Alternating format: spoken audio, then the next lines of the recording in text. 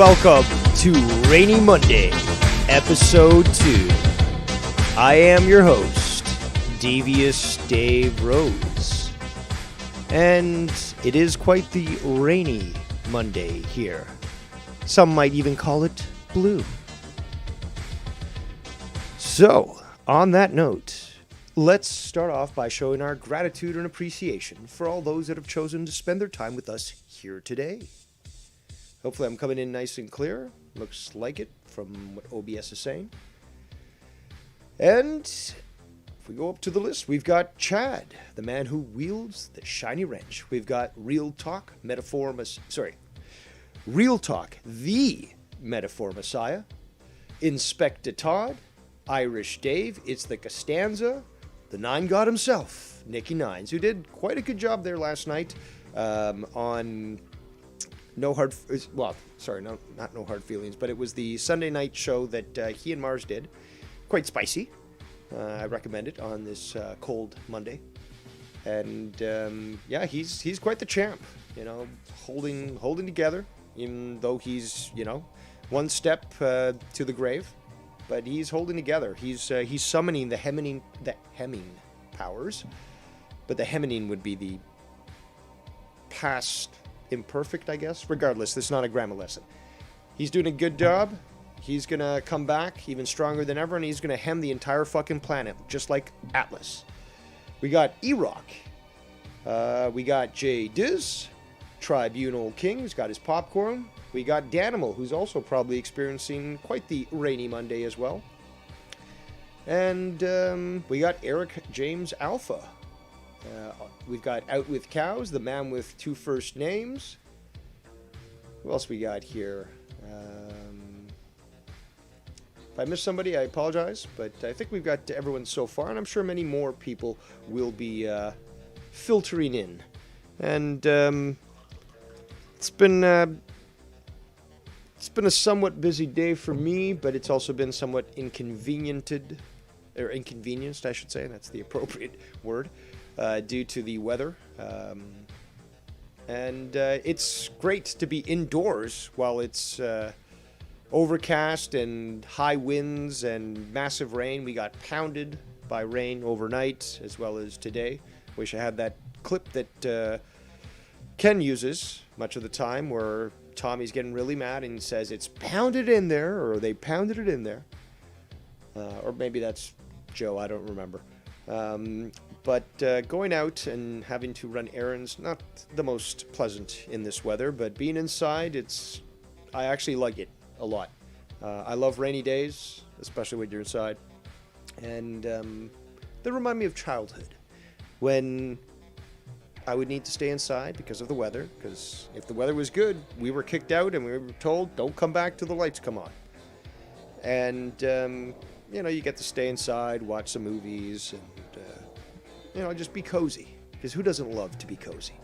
Shout out to the one and only Clam Baked, possibly the only heterosexual male in the entire state of Massachusetts and in the city of Boston. Unbelievable. But truly a great man. And check him out on Instagram. He's got some great videos. He's got a band, the Jobber Band. You know, it's punk. It's not really my thing, but they're talented gentlemen. And it's enjoyable to see people get pleasure from something they get pleasure from. So, good on you, bro. We got Brandon Jones in the chat. I believe a somewhat new subscriber. I have my search sub-only mode set to 3 weeks. So obviously we're getting more and more people to come in. And, you know, if we get trolls, they're gone. But, hey, some people actually have some interest in being here. So you're welcome to be here, that is. I'm not saying you're welcome, as in if it's an act of charity. Hope you guys like the background music. I'm trying something different. You know, and it is Blue Monday, but it is a remix that's been slowed down and given other things. So hopefully I don't get struck on this sort of thing. But, you know, some people do it. It's different from my usual shtick. And yeah, Ken seems to have a lot of success with that sort of thing, you know. So this was also something that Lucky Low always loved to do when we were doing foul play and such, that he always was insistent that there be some sort of music playing in the background.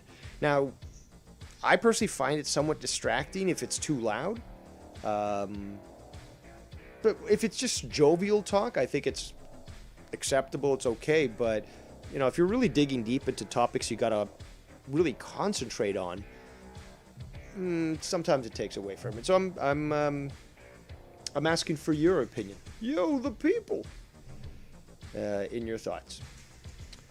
The Goon says, DWAC stock is teaming with Trump Media and Technology Group to establish a new social media platform similar to Twitter. Yes. I'm well aware of it. It definitely seems like a honeypot. Remember, what was that recent social media platform that came out that was supposed to be all great and such? And they immediately had a leak. And they were, you know, supposedly conservative, but it was a honeypot. Again, it was something that was set up specifically to try to get people all to register. And, you know, conveniently, all that information came out. So all those people started getting doxxed and so forth. And it was all part of the plan. This is sort of the illusion of choice. But you've got big tech funding all these different supposed alternatives, and you know, with the flip of a switch, which is usually what it is, all this information of all these people that register to the site get released to the public. Oh, and now they get doxxed because they don't have super leftist communist views. They just are in the middle, or lean to the right, or support conservative family values, but they immediately get identified. It's totally clear to me that there is, first of all, if we're going to get technical, it's built on Mastodon, and Mastodon cannot handle the number of expected subscribers, the millions of subscribers. It's just not built for that. It cannot handle it. The website for the registration of this apparently crashed soon after it was sort of put up. And it, again, goes to show that this is being built on a whim and not really on much understanding on how this sort of technology is supposed to work, how it's supposed to be, well, in Mastodon's case, defederated. And it's got to be constructed in such a way that an outage in one area is not going to affect the entire structure. So only going to affect it locally, and then the load bearing of the rest of the network is going to compensate for that, so that there's no outage either full across the board, which happens with some platforms, or in a specific area. So it is Getter. Lagoon says Getter was Trump's original attempt at media app. I'm not sure if that's the app that I'm referring to, but regardless, is that you got to be very careful with social media that claims to have your best interest in mind, when A, you're just a number and product, and they want to sell your info, and B, more maliciously and nefariously, is that these organizations are benefiting from sort of identifying these supposed individuals. So, you know, those with dissenting minds that just don't agree, and they've been kicked off Twitter because they just showed opinions that were contrary to what Twitter is imposed on other people.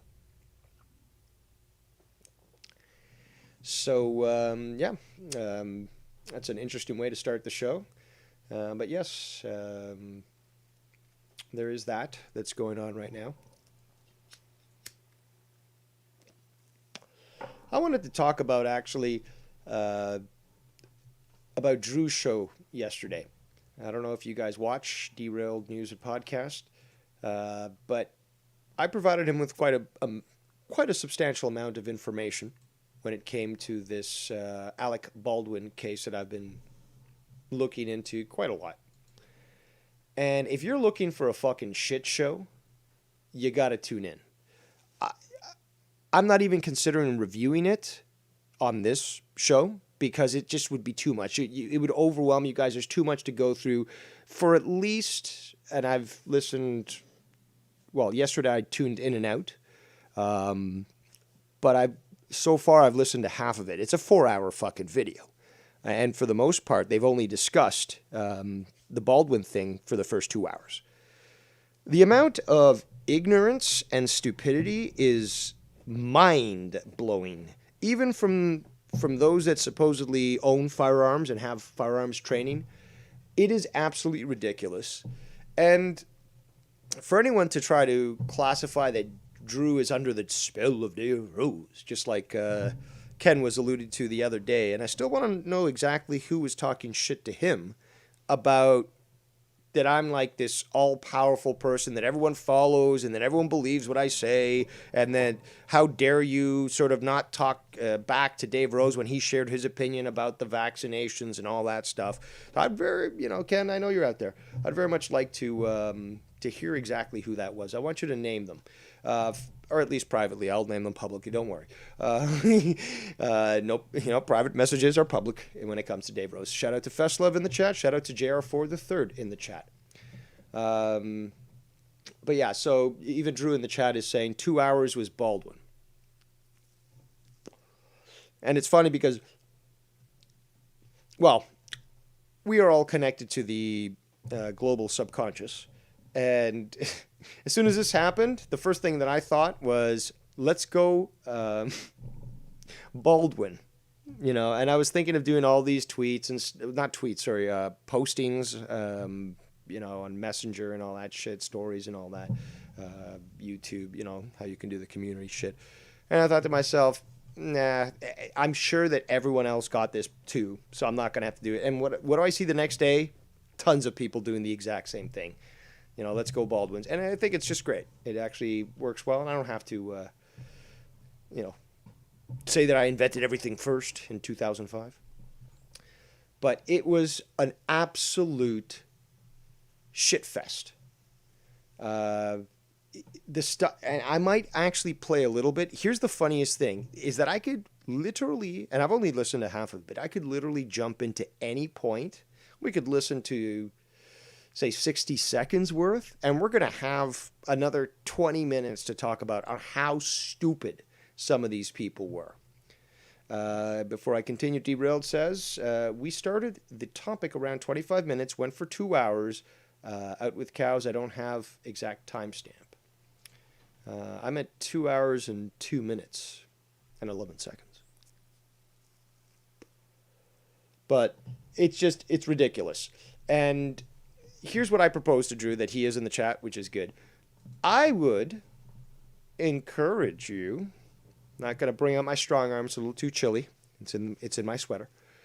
But I would encourage you to join me on the second episode of Drama Watchtower. Drama Watchtower was always set up to be a co-hosted show where we would have myself and then a rotating host or co-host, however you want to call it, that would then comment with me as we would review clips. And I would very much love to go through maybe just a portion, because this was 2 hours, that's a long fucking time, dude. But go through a portion of it to just break it down.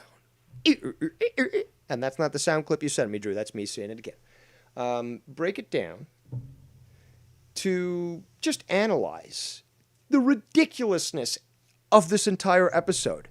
You had 3 people that were going at Drew with... Okay, one of them had knowledge on firearms. That's Baldy Locks, a.k.a. Frank.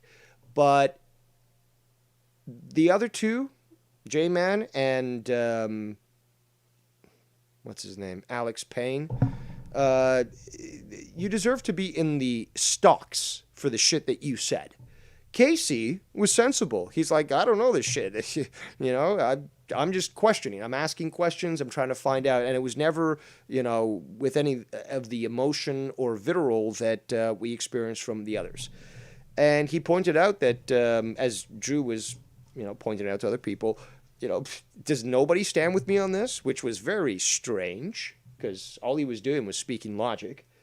And it's not, he didn't go as far as I did about my suspicions on this, but he was presenting a very good argument. And he got, like Casey was like, but Dave Rose is supporting you there in the chat, but Drew was like, but nobody else is. And like and it was ridiculous. The shit that I heard.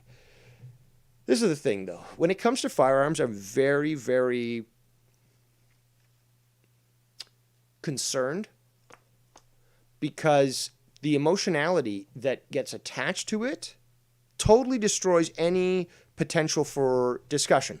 When you have someone that's so scared of an inanimate object and they've just swallowed all the bullshit that the politicians have tried to shove down their throats about how bad firearms are and that they just get up on their own and go out and kill people, and that only police should own firearms, totally ignoring how the American Revolution started, or the reason why it started, tyranny. It shows that these people have no authority whatsoever to speak on that. They have no grounds to speak on it, and their emotions don't allow them to go anywhere. They can say and think and feel whatever they want, but if it's factually incorrect, well, it's got to be called out. B, you know what used to work before we went full, overboard with the fucking clown world? Shaming people. Shaming people worked extremely well. Someone acted stupid in public, they would be shamed.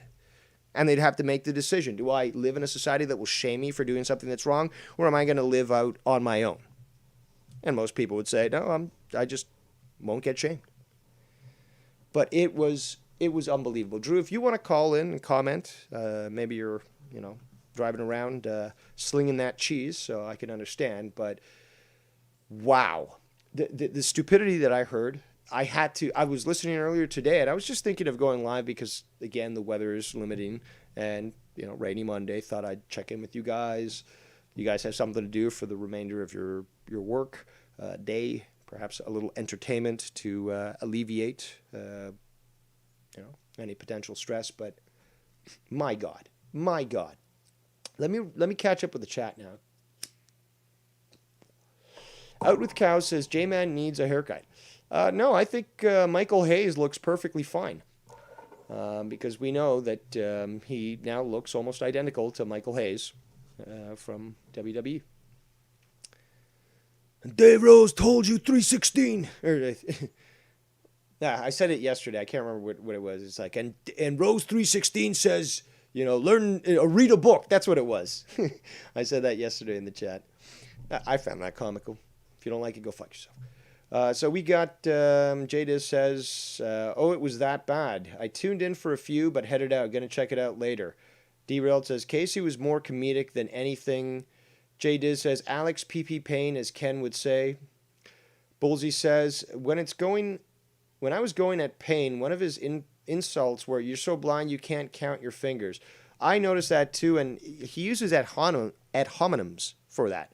He can't actually address a topic properly, so he'll go immediately to the insults, and it just lays bare his inability to discuss these sorts of things. Jada says, number one rule of talking things, don't talk about it if you don't have the proper education on the situation. Absolutely, which is what bothers me so much, is somebody's going to tell me, with the training that I've got, that either firearms are bad, or that I don't know what I'm fucking talking about, or actually tell me, protocol for fucking firearms.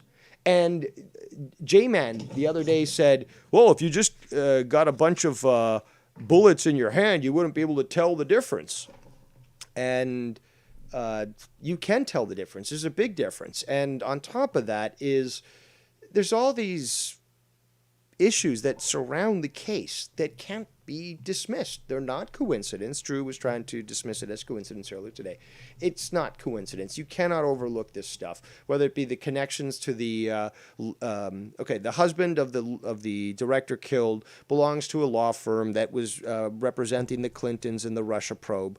The director herself was born in the Soviet Union, grew up on a submarine base in the Arctic. you know, there's too much coincidence. I could go into this, but it's not really going to be one of those coincidence shows. Okay, maybe that's the C word that I should use, coincidence, as opposed to, you know, the other one.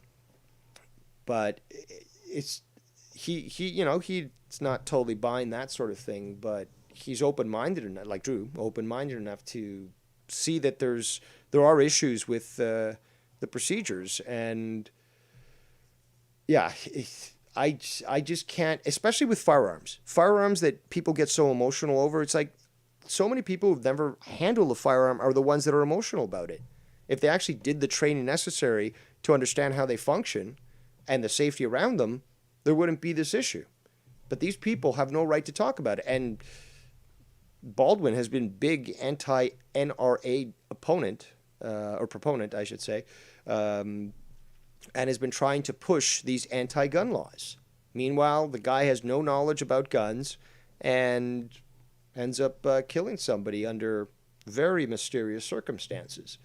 But Drew, like, there's a spot for you on the Drama Watchtower if you want to comment on your own co-hosts, because this is absolutely ridiculous. Let me continue. We got Out with Cow says, man, aren't those diff topics comparing real guns to fake movie set guns? But there's a lot in between, because there was apparently a real gun on set that was being utilized for target practice off stage sort of thing. Casey's Ross says, I just believe the armorer should harbor most of the blame. Goes deeper than that. Lagoon says, yep, I got La Chancla in public. Learned quick. Yep, I hear you. I remember the wooden spoon. That was definitely something that would leave a mark. Bullsey says, J-Man and Frank are all right, but I would be surprised if J-Man made a fool of himself. Derailed says, maybe in a bit, still got a couple of things to get done. The arguments, by the way, that they used against Drew, saying, oh, well, you sell cheese, and if something's wrong with the cheese, that falls onto you. The false analogies that were being used, the spurious statements that just were so stupid. I could do a total drama diner on this stuff, but like, it would probably be worse than reviewing Bullfrog, to be quite honest, because there's some comedic value there with the Bullfrog, you know, just blowing up or saying things that are just so stupid, or hearing me shout out to Will Tactis, but hearing me like, do you understand? I understand, but do you understand? I understand. Well, I don't understand. Like, that's comedic, okay? Okay. But I don't even want to put you through that entirely. I will be reviewing a few things because you got to hear it. And I'm going to play the random game. I love that. Just to say, okay, let's randomly pick a spot and see, what do we got? And guaranteed we're going to hear some stupid shit. You know what? So stupid. And this one's for you, J Diz. It's pathetic. And I truly back up that statement with full emotion. So let's continue. JR4 III says, couldn't have happened to a better Baldwin. I absolutely agree, JR4 III. I wholly endorse that statement here on the Devious Dave Rose channel. We got Out with Cow says, ha ha ha, Michael Hayes. And yes, very much. Out with Cow says, it just makes no sense. We can CGI so many things and have these alien movies, but we can't shoot a gun safely. Yeah, it totally destroys logic. There are people who have made independent movies on the budget of no more than $1,000. The pistols that they use are toys, absolute toys. Some of them don't even have moving receivers and such. They're just toys. Okay, it's a solid piece of plastic, and yet somehow, with Adobe After Effects, for example, you can make it look like an actual firearm. And if the actor is good enough, they can properly display the amount of recoil that would come from that particular firearm and handle it in a way that would be believable. Because, you don't hold two 50 caliber Desert Eagles and shoot them off with pinpoint accuracy. Unless you've got an exosuit, I don't even think the Mountain, the guy from fucking Game of Thrones, I don't even think he could pull it off properly. Let's continue. Shout out to Leaping Lizard, who I haven't shouted out, who's in the chat. He says, what? Can't tell the difference. Has he ever seen a bullet in real life before? Exactly.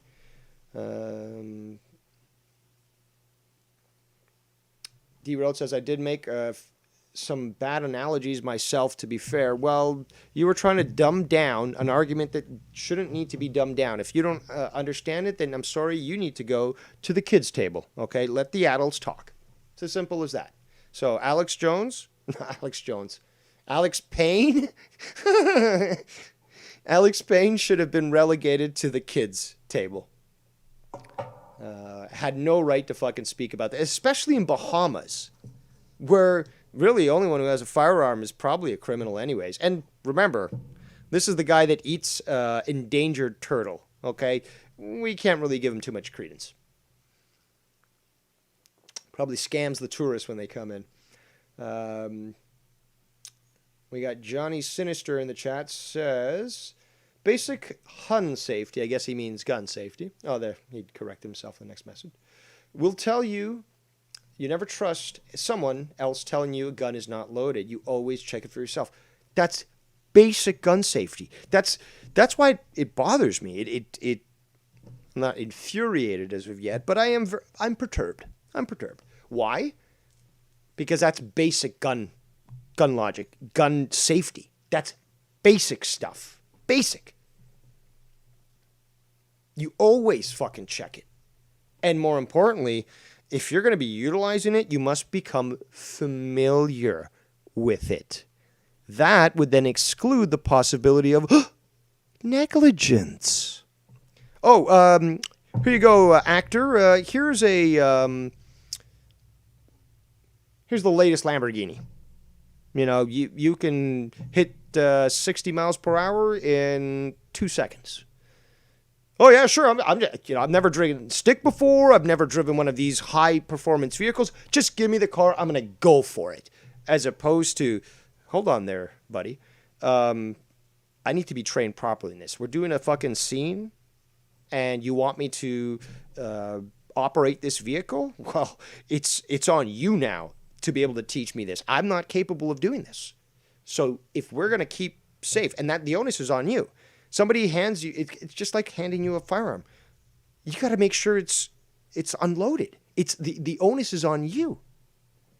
This sort of simple logic, it unfortunately is lost on the people that Drew did feature on his show.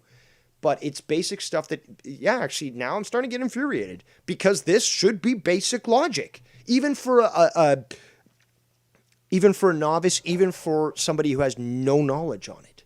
It should be basic understanding. I don't know how to do this. Well, I don't want to handle it. I don't want to do that until I know somebody. Does somebody know how to do this? Can somebody explain this? Okay, good. Can you show me how to do it first before I do anything? I really want to make sure, that something bad doesn't happen because I can realize, due to my ignorance, that will add to any potential problem that this thing might have, if there is a problem. Back to the chat here. Leaping Lizard says, I slept through yesterday's show, and now I believe this was a good thing because the more I hear, the more heated I'm getting. It was quite aggravating, actually, especially because the emotionality that was attached to it. You had J-Man who was just yelling. And, Drew told me that he's not a fan of Baldwin, but it sounds to me like he wants to suck his cock. Expected Thought says, why and for what reason would any live ammo be on set? Another good question, but that's logic. Let's see here. Inspector Todd said there should be no way to load ammo to a prop gun on a film or TV set. Well, you can't. the proper firearms that are put onto stage don't have the ability to fire a bullet. They're made specifically to fit the role, whether it be to to create the sound of the blank or the flash, and they should not be capable of even allowing for the bullet to go through the barrel. Let's see, you're in the chat. Drew says, ignorance of firearm safety is not an excuse, especially when someone is fucking dead. Inspector Todd said, did anyone get shot by accident on any of the old Western films from the 50s and 60s? I can't say I know. I do know that until... what movie was it with Clint Eastwood? It may have been Outlaw Josie Wales. It may have been Good, Bad, and the Ugly. One of these films apparently was the first time where you had two actors pointing firearms at each other on screen. Prior to that, they were showing one scene with the actor filmed from the side, pointing his firearm, and then they would show another scene of, say, the person they were opponents with, also pointing firearm off screen without seeing their opponent on the same cut. So that alone shows that they had some very smart methods of controlling filming and the direction of firearms and the potential for danger. So that speaks a lot, actually, to that.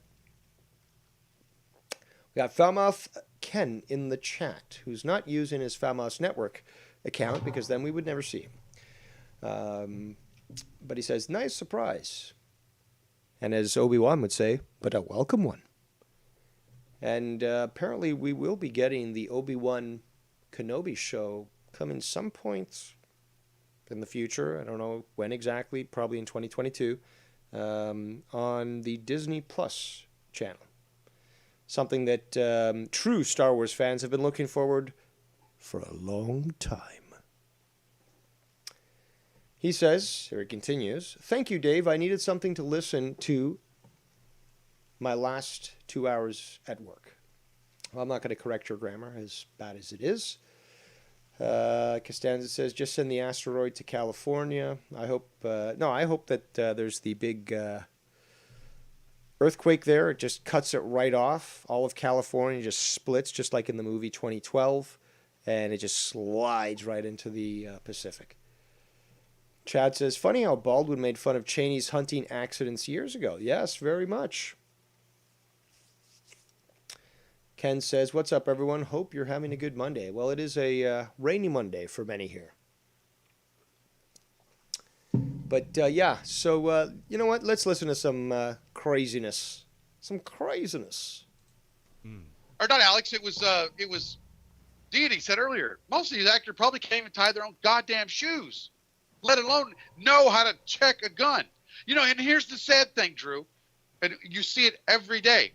People will get a 9mm out, and they'll be like, take the clip out. Hey, it's him. First of all, I don't know how you say we see this every day. Second of all, big mistake. It's not called a clip. Perhaps if you had M1 Garand or an Enfield, you would actually have a clip. But pistols that are semi-automatic or automatic, which are extremely rare or illegal here in Canada, they use what are called magazines. This already is showing a very big problem, especially for you, Drew, for allowing this guy to be on your show. I warned you, Drew. I warned you. Do not have someone on your show that doesn't know. Okay, no, I said do not allow someone. No, I didn't even say that. I said if somebody goes on your show with no knowledge of firearms, I'm going to have to soul rape them. And, well, I chose to watch other things as well because it got so much. And plus, Nikki and Mars went live, so obviously. But if I had called in, I would have burnt the whole fucking house to the ground with all of them in it and what it's in it. Empty. Did they check the fucking chamber? No. Anytime you're handed a firearm, you check the chamber. I don't give a fuck if you're an actor or not. That's just basic gun safety. Sorry. I don't give a fuck. You're not going to make up excuses for actors. It's happened many a times. Many a times. Now they checked. I'm not even an actor. And if I'm handed a firearm, I'm checking the chamber first. Well, first, I'd actually remove any magazine in there. And then I'd check the chamber just to see if there was a round in there. And if it was, I'd remove it. And then I'd reload the firearm. Well, actually, I'd take the round of ammunition that came out from the chamber, put it back in the magazine, load it up, arm it, and then use it. But I'm not going to be handed a loaded firearm without checking it first. Because that's the thing, though. If you know any basic knowledge, you always assume a firearm is loaded. Always. Always. And you never point it at anything you don't plan to shoot and kill. That is basic knowledge. If you can't speak to that, then you need to keep your mouth shut. And Drew, very disappointed in you for allowing these people on your call. Very disappointed. There might be a drama diner coming up on you specifically. Did right? They pulled the gun, the clip out. They assumed it was empty. How did they know? It's a magazine, asshole. No, there was. How would they know if there was a round in the chamber? What if it was the same scenario, Drew? You're on a movie set. The guy, he was handed a 9mm because they're doing he's doing a detective show and he's got to fire a 9mm at the camera. He could be on set. He pulls the clip out. There's nothing in it. I can fire it. So it's okay to be a dumbass on a movie set and be handed a gun. That's okay now. But it's not his. What my point is that for a movie set, every single person has their own job. That's not his job. That's the armor's job. That he is supposed to be handed. Not from what I'm hearing. I'm hearing it's every person in the chain's responsibility to check that gun. There is an electrician on almost every movie set, really. The electrician's job is to obviously do the electrical stuff for the set. And I grew up in Toronto. I know people that work in the industry. I know of the industry.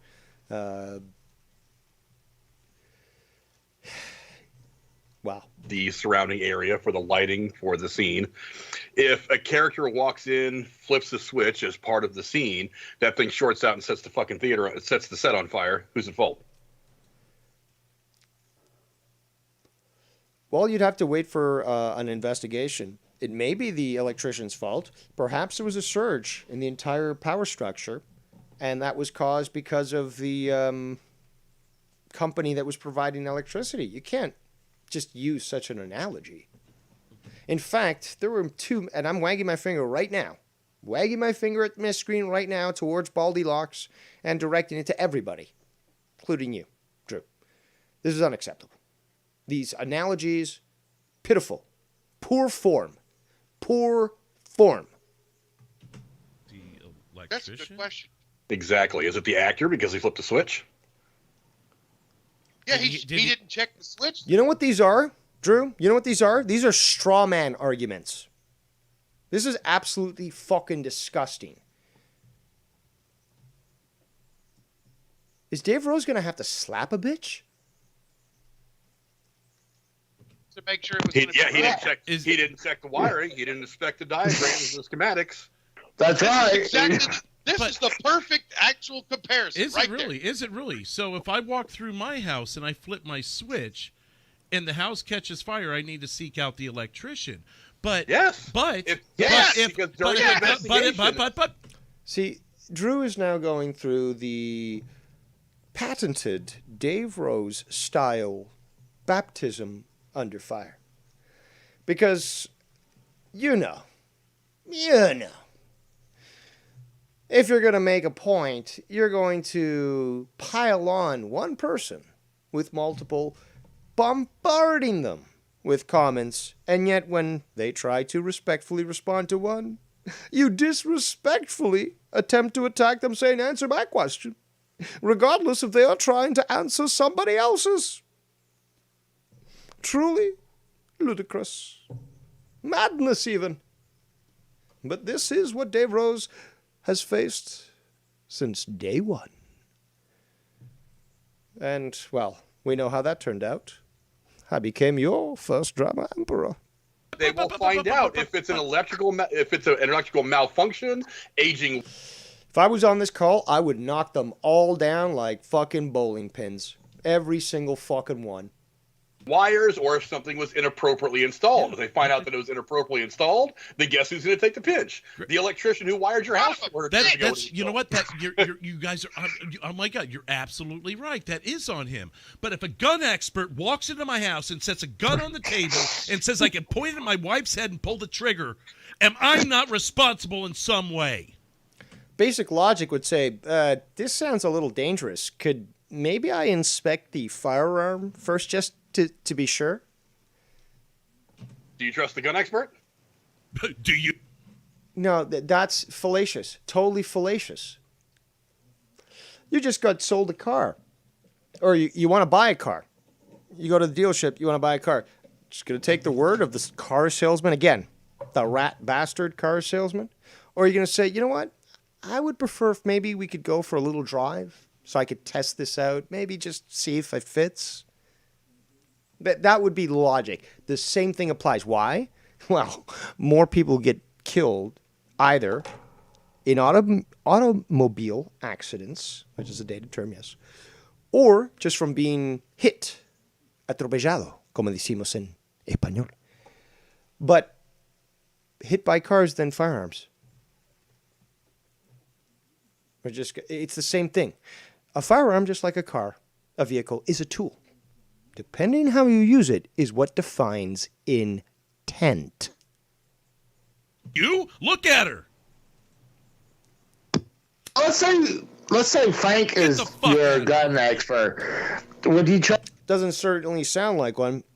Certainly not an expert on freedom or conservatism. Again, this is the guy who calls himself a middle-of-the-road conservative. Newsflash, Baldilocks, there's no such thing. No such thing as a middle-of-the-road conservative. Either you're conservative or you're not. Sounds to me you're just a libertarian. That's probably what it is. A fence-sitter. A habitual fence-sitter. And I'm sure that we all know a particular Bostonite who shares said mentality. But as the T-shirt will say when Falmouth Ken finally publishes it on his store, let's continue. Just Frank is saying this is a cold gun, but are you still going to check it or not?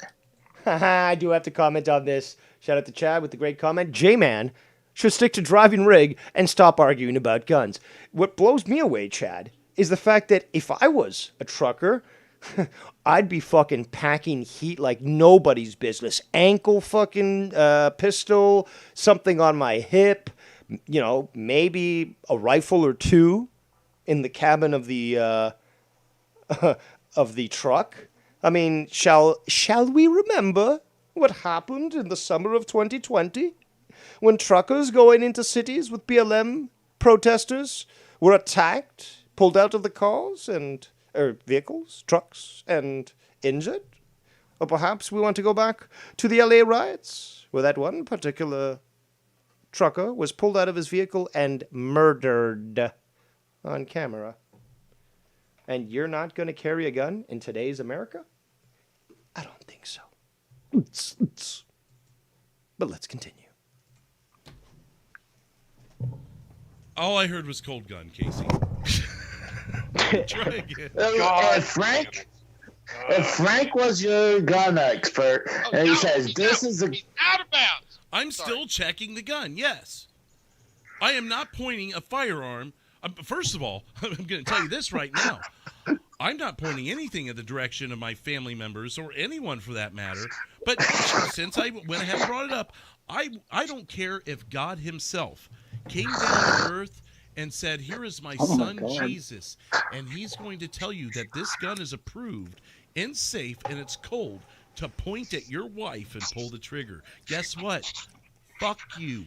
I'm checking the chamber myself. I'm not sure, because you got to have faith. And it's just like with Isaac, sacrificing his son. I don't know. That if you're going to really put it into those sorts of terms, I got to give faith to my God. That's why you don't give faith to man, right? Because you can't trust them specifically. I would check at that. But if God himself presented him towards that, you have to, at least for me, you're going to have faith in that one. But that's just me. You're not on a movie set. You're in real life. Exactly. That's what I'm saying. But on a movie set, Jesus and there God are handed it to me. In a movie set, that there are 3 or 4 people that have to check that gun and deal with it and make sure it's going to be exactly what you need it to be before it hits your hand. You're not talking about somebody who just walked. Actually, well, you kind of are, because it's right to that. Just a reminder, Frank has a bunch of what are those stupid dolls called? I forgot. Something Pop. Yeah, whatever those dolls are. Funko Pop. There we go. Funko Pop dolls. They're not even action figures. I mean, even Tommy NC is cooler than this. You can play with the action figures and, they look accurate. You can pose them. Hey, look at that. Hey, I love this movie. But what do you do with Funko Pops? Funko Pops. It's more like the Pox, to be more honest, but what are you doing with these shits still packaged? Like, assistant director was a moron, but you're not talking about somebody, just random person walking up to you, giving you a gun and saying point it at somebody and pull the trigger and see what happens. You're talking about a specifically designed, planned out scenario in which this gun, you are supposed to know the precise outcome of what's going to happen if you pull the trigger. That's not a very good comparison, because if some stranger walks in your house and gives you a handgun that you know nothing about, I'm saying he's a certified expert that was, Great point by Chad. It's too bad. It's so bad that all these intelligent people, and obviously I understand why intelligent people gravitate to intelligent people, so that's why you're all here, and I'm here too. But what a fucking great point by Chad. So a stunt driver shouldn't check the safety of his car before a stunt. I'm going to I'm going to ante up here, Chad. Let's talk about fighter pilots, something that I seriously considered going into. And I was convinced that apparently my eyes wouldn't let me in, and I listened to bad advice. So I could be, bobbing Afghan families by now if I'd really, pushed to that. But maybe it's good that I didn't. Regardless, is a fighter pilot, regardless of the crews, of the engineers, the teams that prepped their plane for flight, they, not only by protocol, but they by just simple knowledge, simple basic logic, inspect their vehicle thoroughly before they get their ass in that seat. They check the intakes, they check the ailerons, flaps, wheels, structure. They check everything. It's not just about protocol, it's about logic. Said it's all she good. Clearly wasn't a certified expert. That's why this fucking shit happened. Because Baldwin should check your gun. I don't know why they were out there taking target practice anyway. That's just dumb. The fact as well is that there should never have been a live firearm allowed on set, period. Even if it was being used for target practice, off stage. It just, I'm just thinking, first of all, knowing logistics, knowing administration, having worked for companies where there are, and not specifically firearms, but just that there are certain risks involved, that this would never have happened. The possibility of a potential confusion, of the mix matching, of something like this to occur are too high. Way too high. Insurance is something that people are ignoring. I know the insurance industry extremely well. I'm not going to give details as to why, but I can tell you one thing, is that every little fucking detail, especially when it comes to movie production, is covered. And the slightest thing that looks out of place, that looks like it's going to give some sort of risk towards the insurer, A, they're going to warn you, that's not good. And then they're going to say, if you want to go through with this, and we can actually cover the potential of damages, then your premiums are going to increase exponentially. And it might cost you the ability to run the fucking, to fund the movie. So you might want to consider not doing that. Let us welcome the one and only Derailed Gatekeeper Drew. What's up, Dave? Taking your call and the ceiling. Well, you asked me to call, so I... Well, yeah, because I wanted you to discuss, because I'm really lambasting things, right? Well, actually, no, I wouldn't say I'm really lambasting. I'm getting going, you know. This is just the start. I was getting going by about 2 hour point last night, because I was I was just beside myself that it was a 1-on-4 conversation, where usually in topics such as this, especially when it comes to firearms, usually I have someone on my side on the call. So I was actually quite shocked. I thought it'd be at least a 50-50 argument, but apparently it wasn't. Well, one thing I will say, something you did say earlier, is I can't believe you had these people on the call. This is my crew, man. You wouldn't expect Ken to not have Filthy Mouth Gamer on the show if they were talking about a topic he was ignorant to. Well, that's the thing, though. Have you yet to hear him talk about something he's not really aware of? He seems fairly rounded, or at least open-minded. Bad example. Yeah, maybe that's a fair example, or a bad example on my part, because Filthy seems to be pretty much in tune with things. But if he had a differing opinion on something, then Ken wouldn't just let him sit there and keep going. It would turn into a debate as well, and that's why I like these style shows where people do disagree with me. You like to be attacked 4-on-1, eh?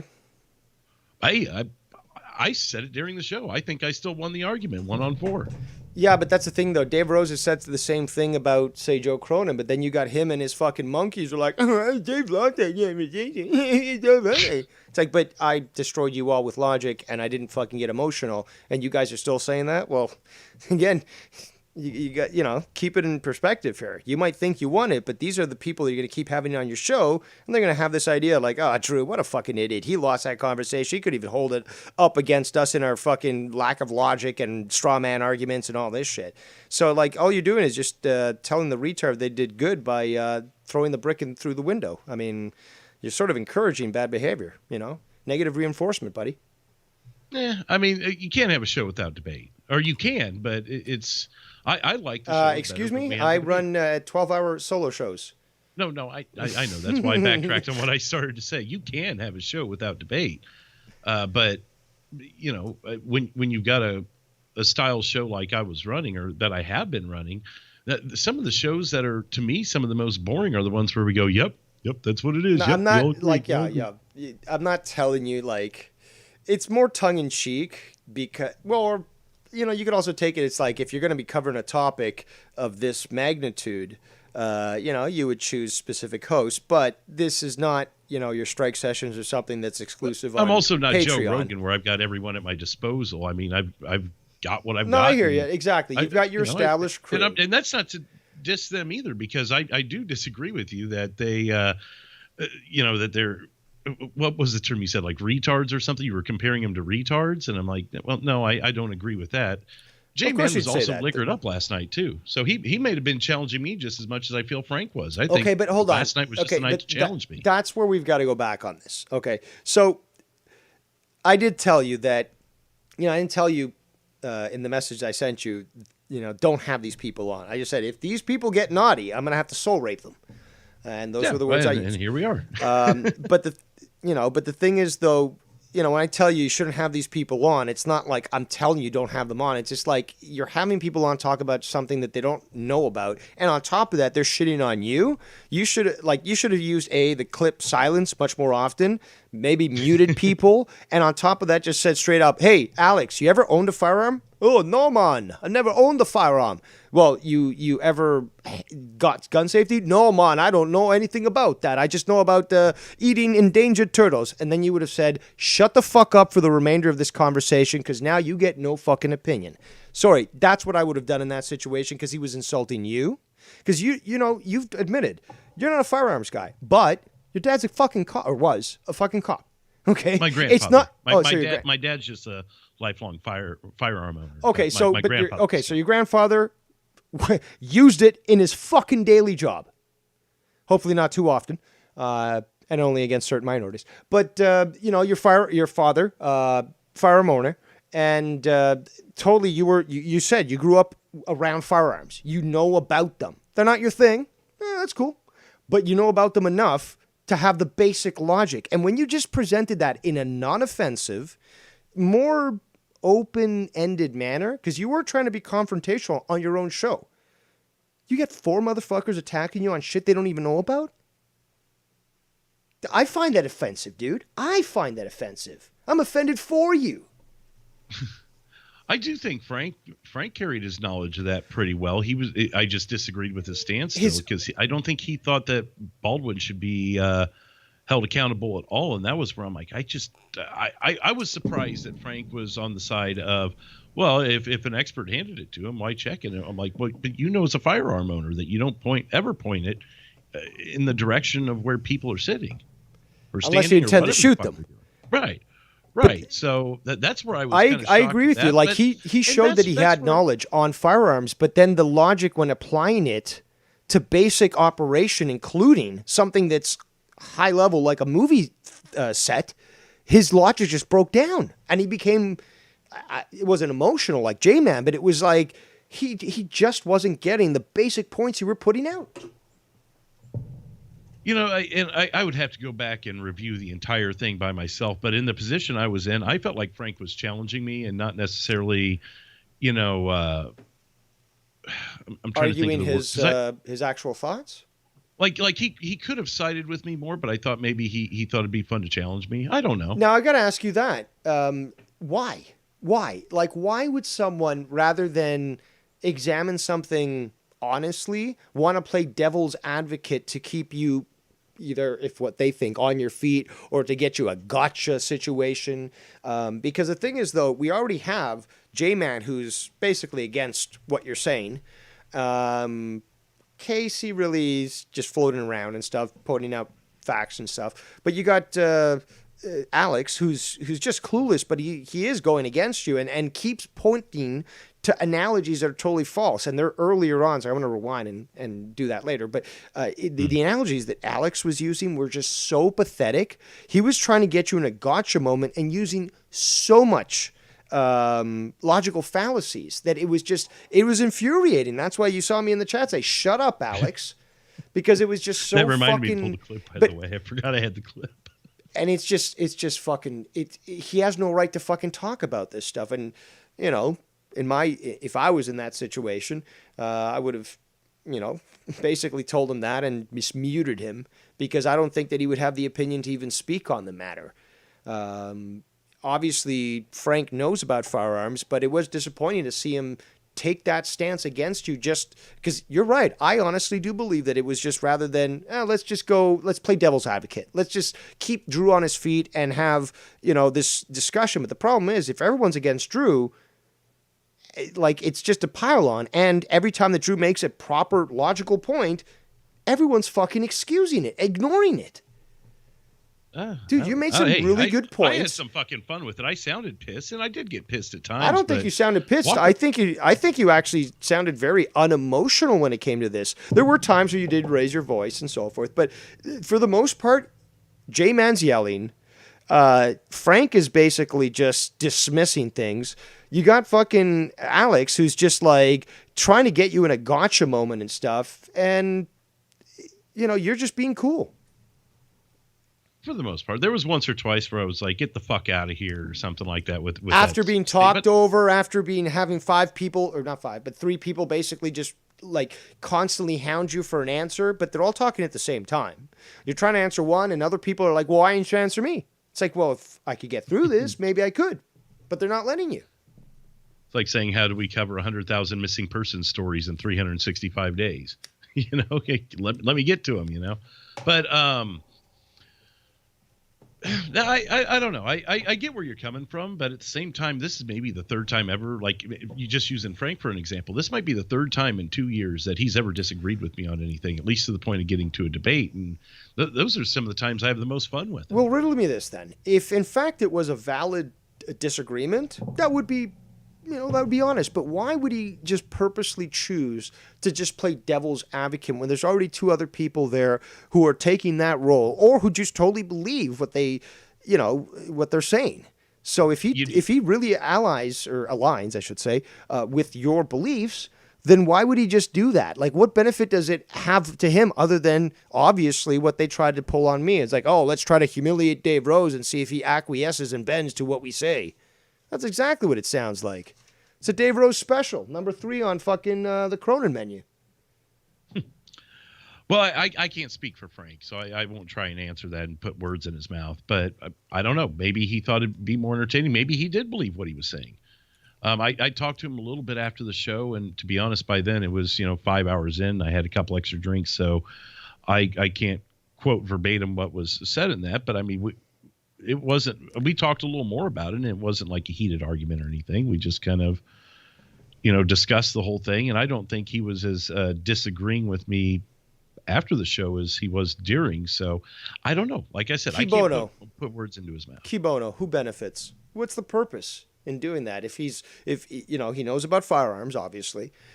Maybe he doesn't agree with you on the Baldwin stuff, but it sounds like that was just contrived to create this sort of division. I guess to spur debate, but you already have fucking J-Man who's going off the rocks. So it's like, what do you need another person to fucking make stupid statements that are totally false? I don't know, and that's why I say I don't want to put words in his mouth. I couldn't tell you why. I'll tell you, looking back at the chat on some of those things, boy, it was stirring a lot in the chat. So I had a lot of supporters in the chat from what I saw. This guy, Moral, I can't even read his name because he uses all symbols. He actually pronounces it a certain way. It's Immoral Fat 40 OZ.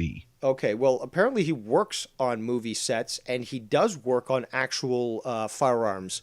And he makes, in quotations, prop firearms, but they're non-functional. Like here in Canada, right, that is a classification of firearm. It's non-functional. Whether they're used in training, which I've handled, non-operational ammunition, which I've also handled.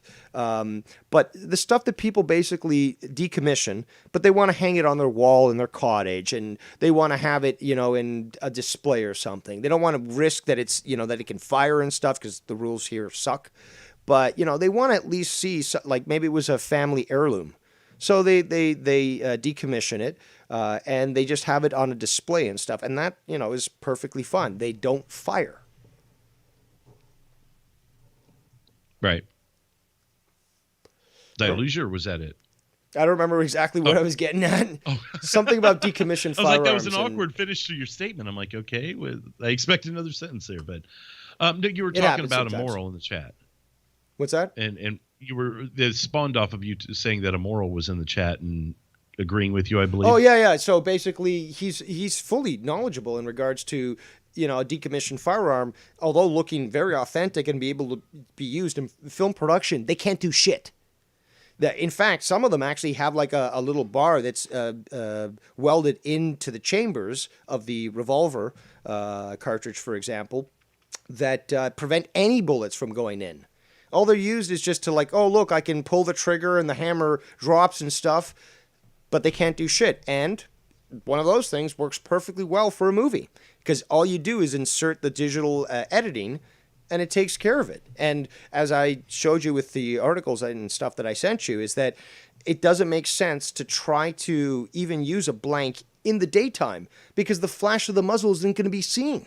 So you might as well put that in post-production, use just a rubber gun, because there are, and that's what they use many a times. Use a rubber gun, boom, you add it post-production, and oh my God, it looked like a real firearm. You wouldn't be using this stuff in daytime. Right. No, it makes no sense that you would, exactly what you said, though. I mean, Wow. I don't know. I'm at a loss for words. I went through it for 2 hours last night, so excuse me if I feel a little winded on the topic. Oh, no, that's fine. You need some time to recover, but would you like to pull a Dave Rose and come on with me for Drama Watchtower and lambaste your crew as we analyze and break them down? I don't mind, reviewing the show or whatnot. I don't think I'm going to lambaste my crew without them there. That's just not my style. You can reply with a no. It's perfectly fine, because when you jump on board with Dave Rose, he's not going to be pulling any punches. No slip the jabs here. Right. Well, and I'm just not interested in burying my crew or anything. I'll do that to their face. Yeah, it would take a lot of work to get another crew of zombies to follow you around, right?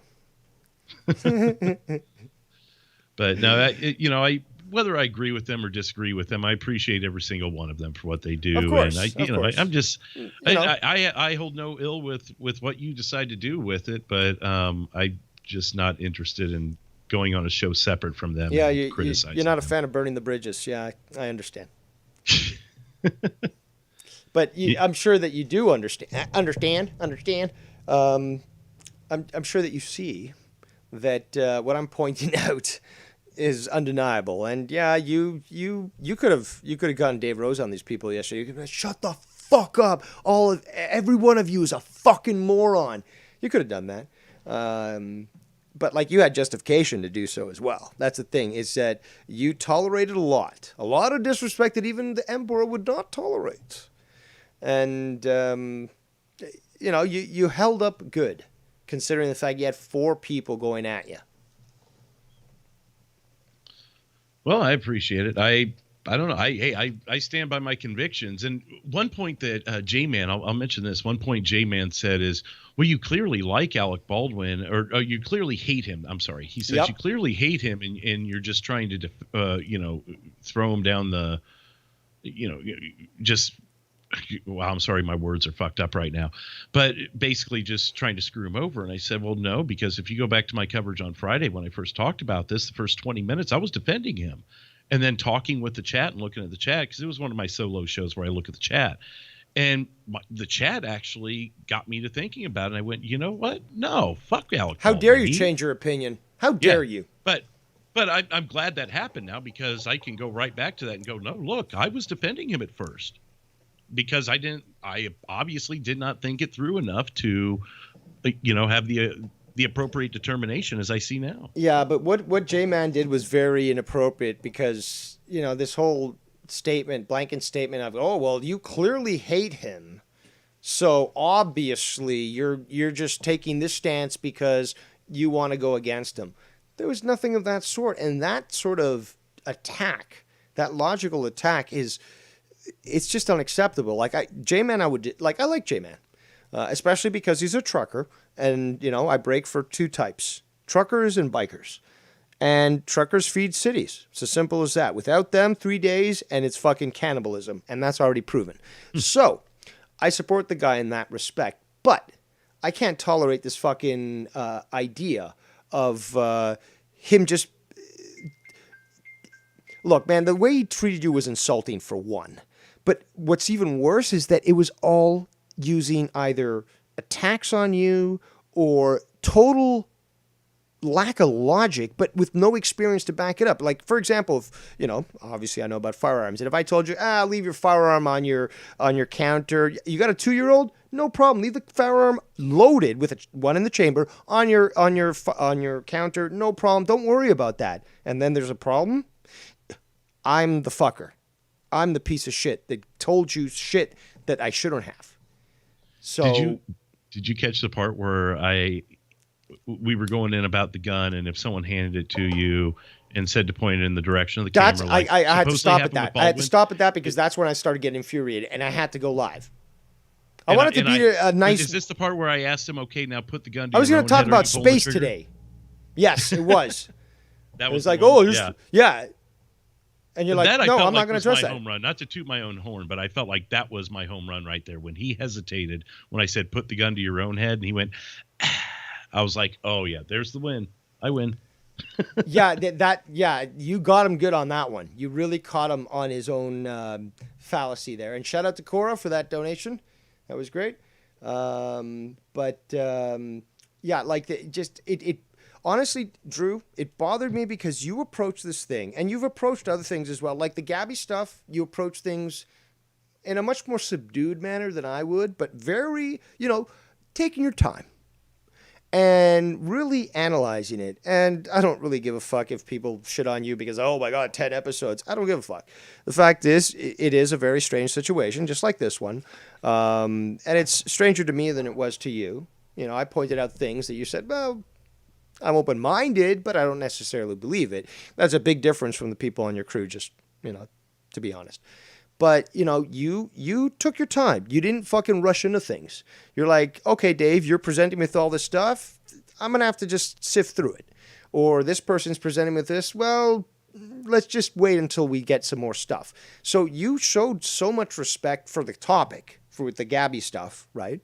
A lot of respect for that. And you showed respect even for the Alec Baldwin stuff. And I personally feel that that even with conducting yourself in a manner that I think is quite respectful and very non-Dave Rose, you get shitted on. But it's okay if it was justified, okay, but it's not justified. It's fallacious. It's false. It's emotional.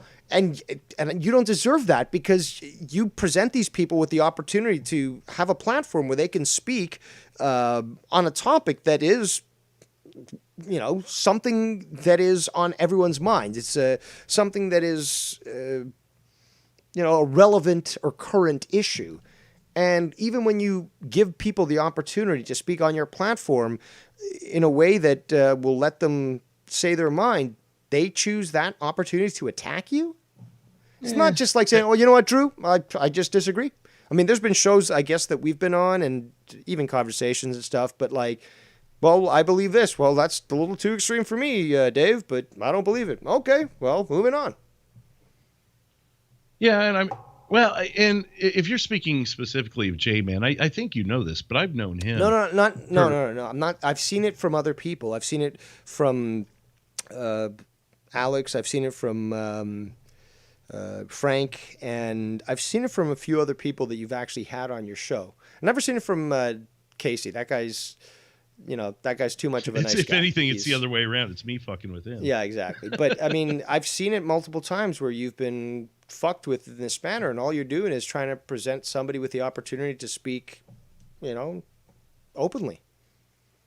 Well, I mean, I'm not sure exactly who you're talking about in each scenario, and I'm not even going to pin a name to it because I would have to think specifically of a time where that's happened, aside from yesterday. But, I take my approach the way I do, and people can perceive it as a win for me or a win for the other person, and whatever. At the end of the day, it's just a fucking show, man. It's not it's not the end all be all. Hell, it's not even anything that's watched by more than a few hundred people. So, whatever.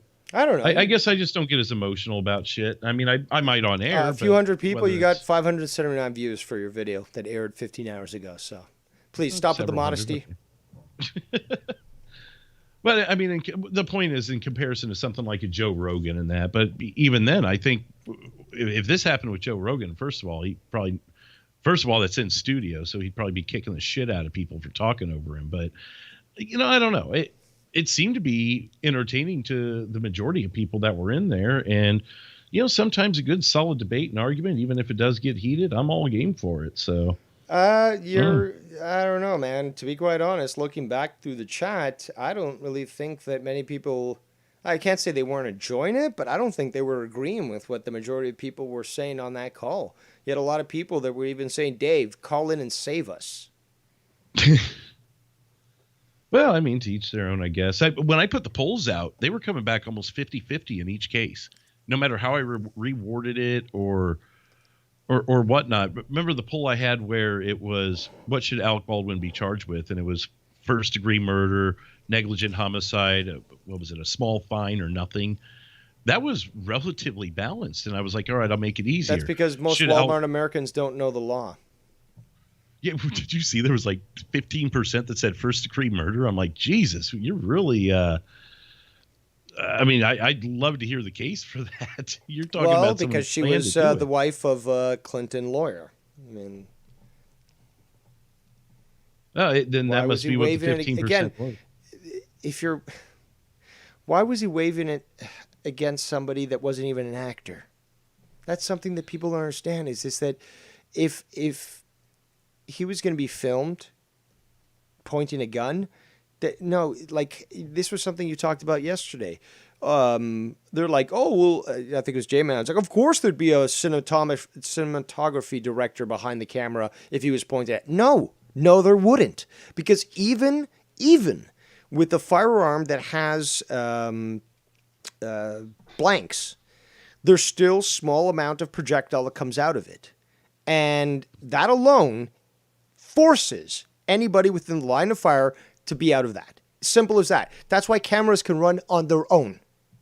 The article I read even said that they had a pit. I can't remember the exact wording, but some sort of safety pit that they go to where they have the camera stored, or the view screen stored. Yep. So they can watch the cameras. So they set the cameras up to the point where they're happiest with, and then they have this little safety area that they go to, and then they start pulling triggers because no one's behind the camera at that point. There are many different strategies that they use, and they try to argue that with you on your own show. And I mean, I provided you the evidence. I provide you the evidence of the actual industry, about the actual articles, reputable. We know that, Reuters. I think I got through most of them. There was a lot of them, but I think I got through most of them, at least the meat of it.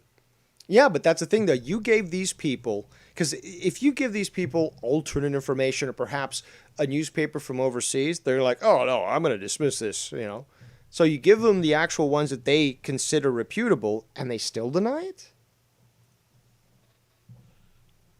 I don't know. But the only other thing I can think of is J-Man had been drinking since 10 in the morning because he's on that cruise ship. So I don't know. Maybe. So he's guaranteed to get COVID then.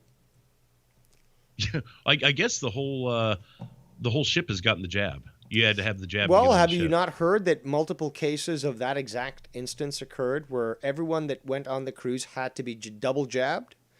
And then there was massive breakouts of COVID on these cruise ships. Yeah, I mean, I was being a little bit of a snark with that one because, oh, hey, everyone got the jab. Everything's good, right? Let's go. Let's party. Maybe it's affecting his mind now. It's got the brain fog. Ooh. Oh, yeah. The blood is sludge. Well, he dyed his hair, so obviously there's something not right there.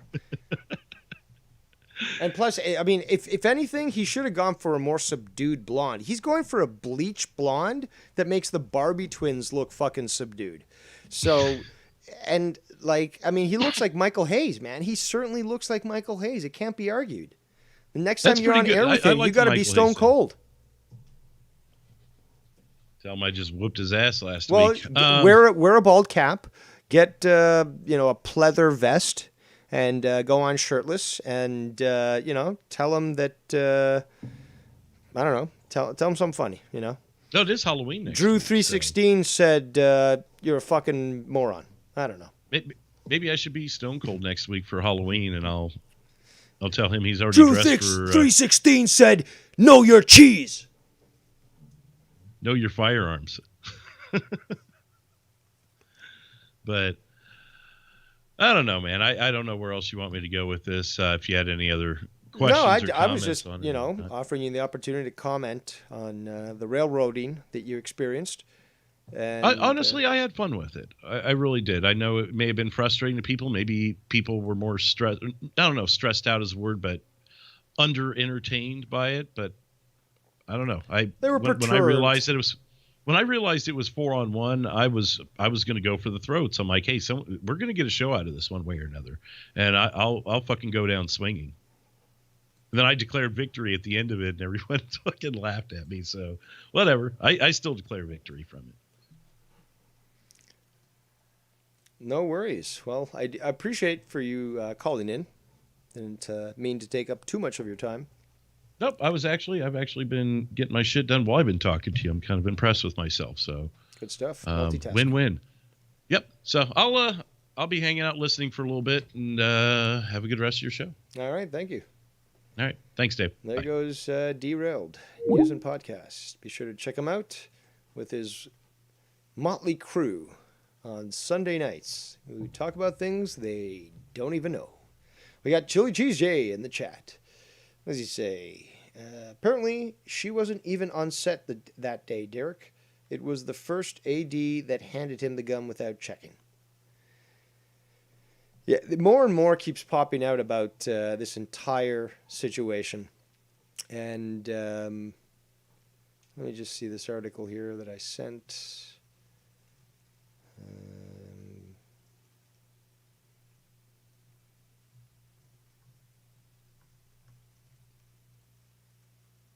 Hold on.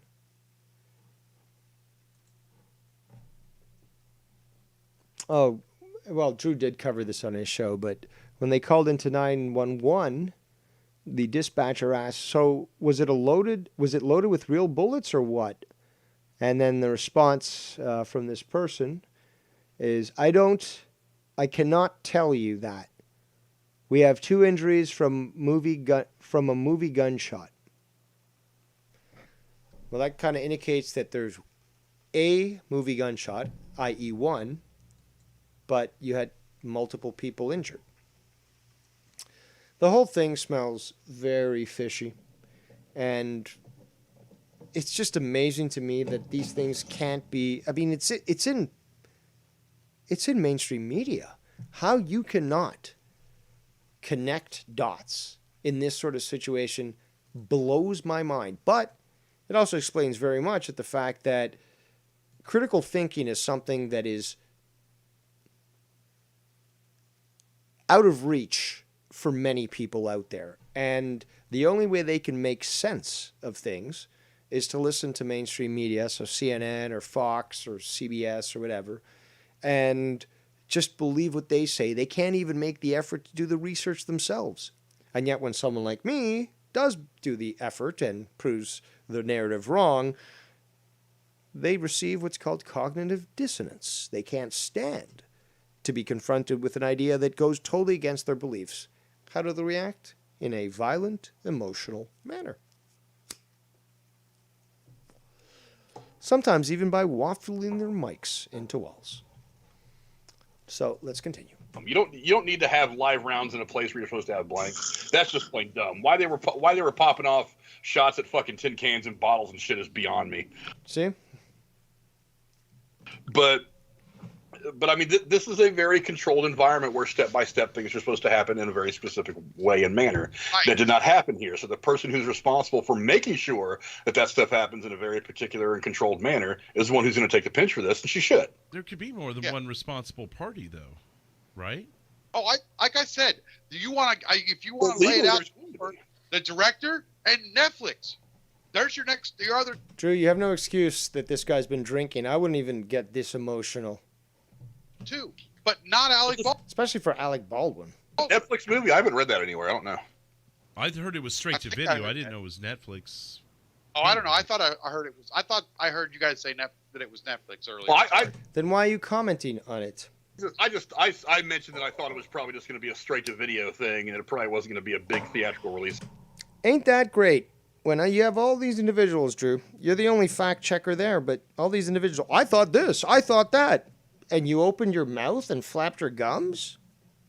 You ever thought of maybe preparing for a show, doing a little bit of research and understanding the topic before you speak about it? You know, understand? Do you understand? I understand. I don't understand.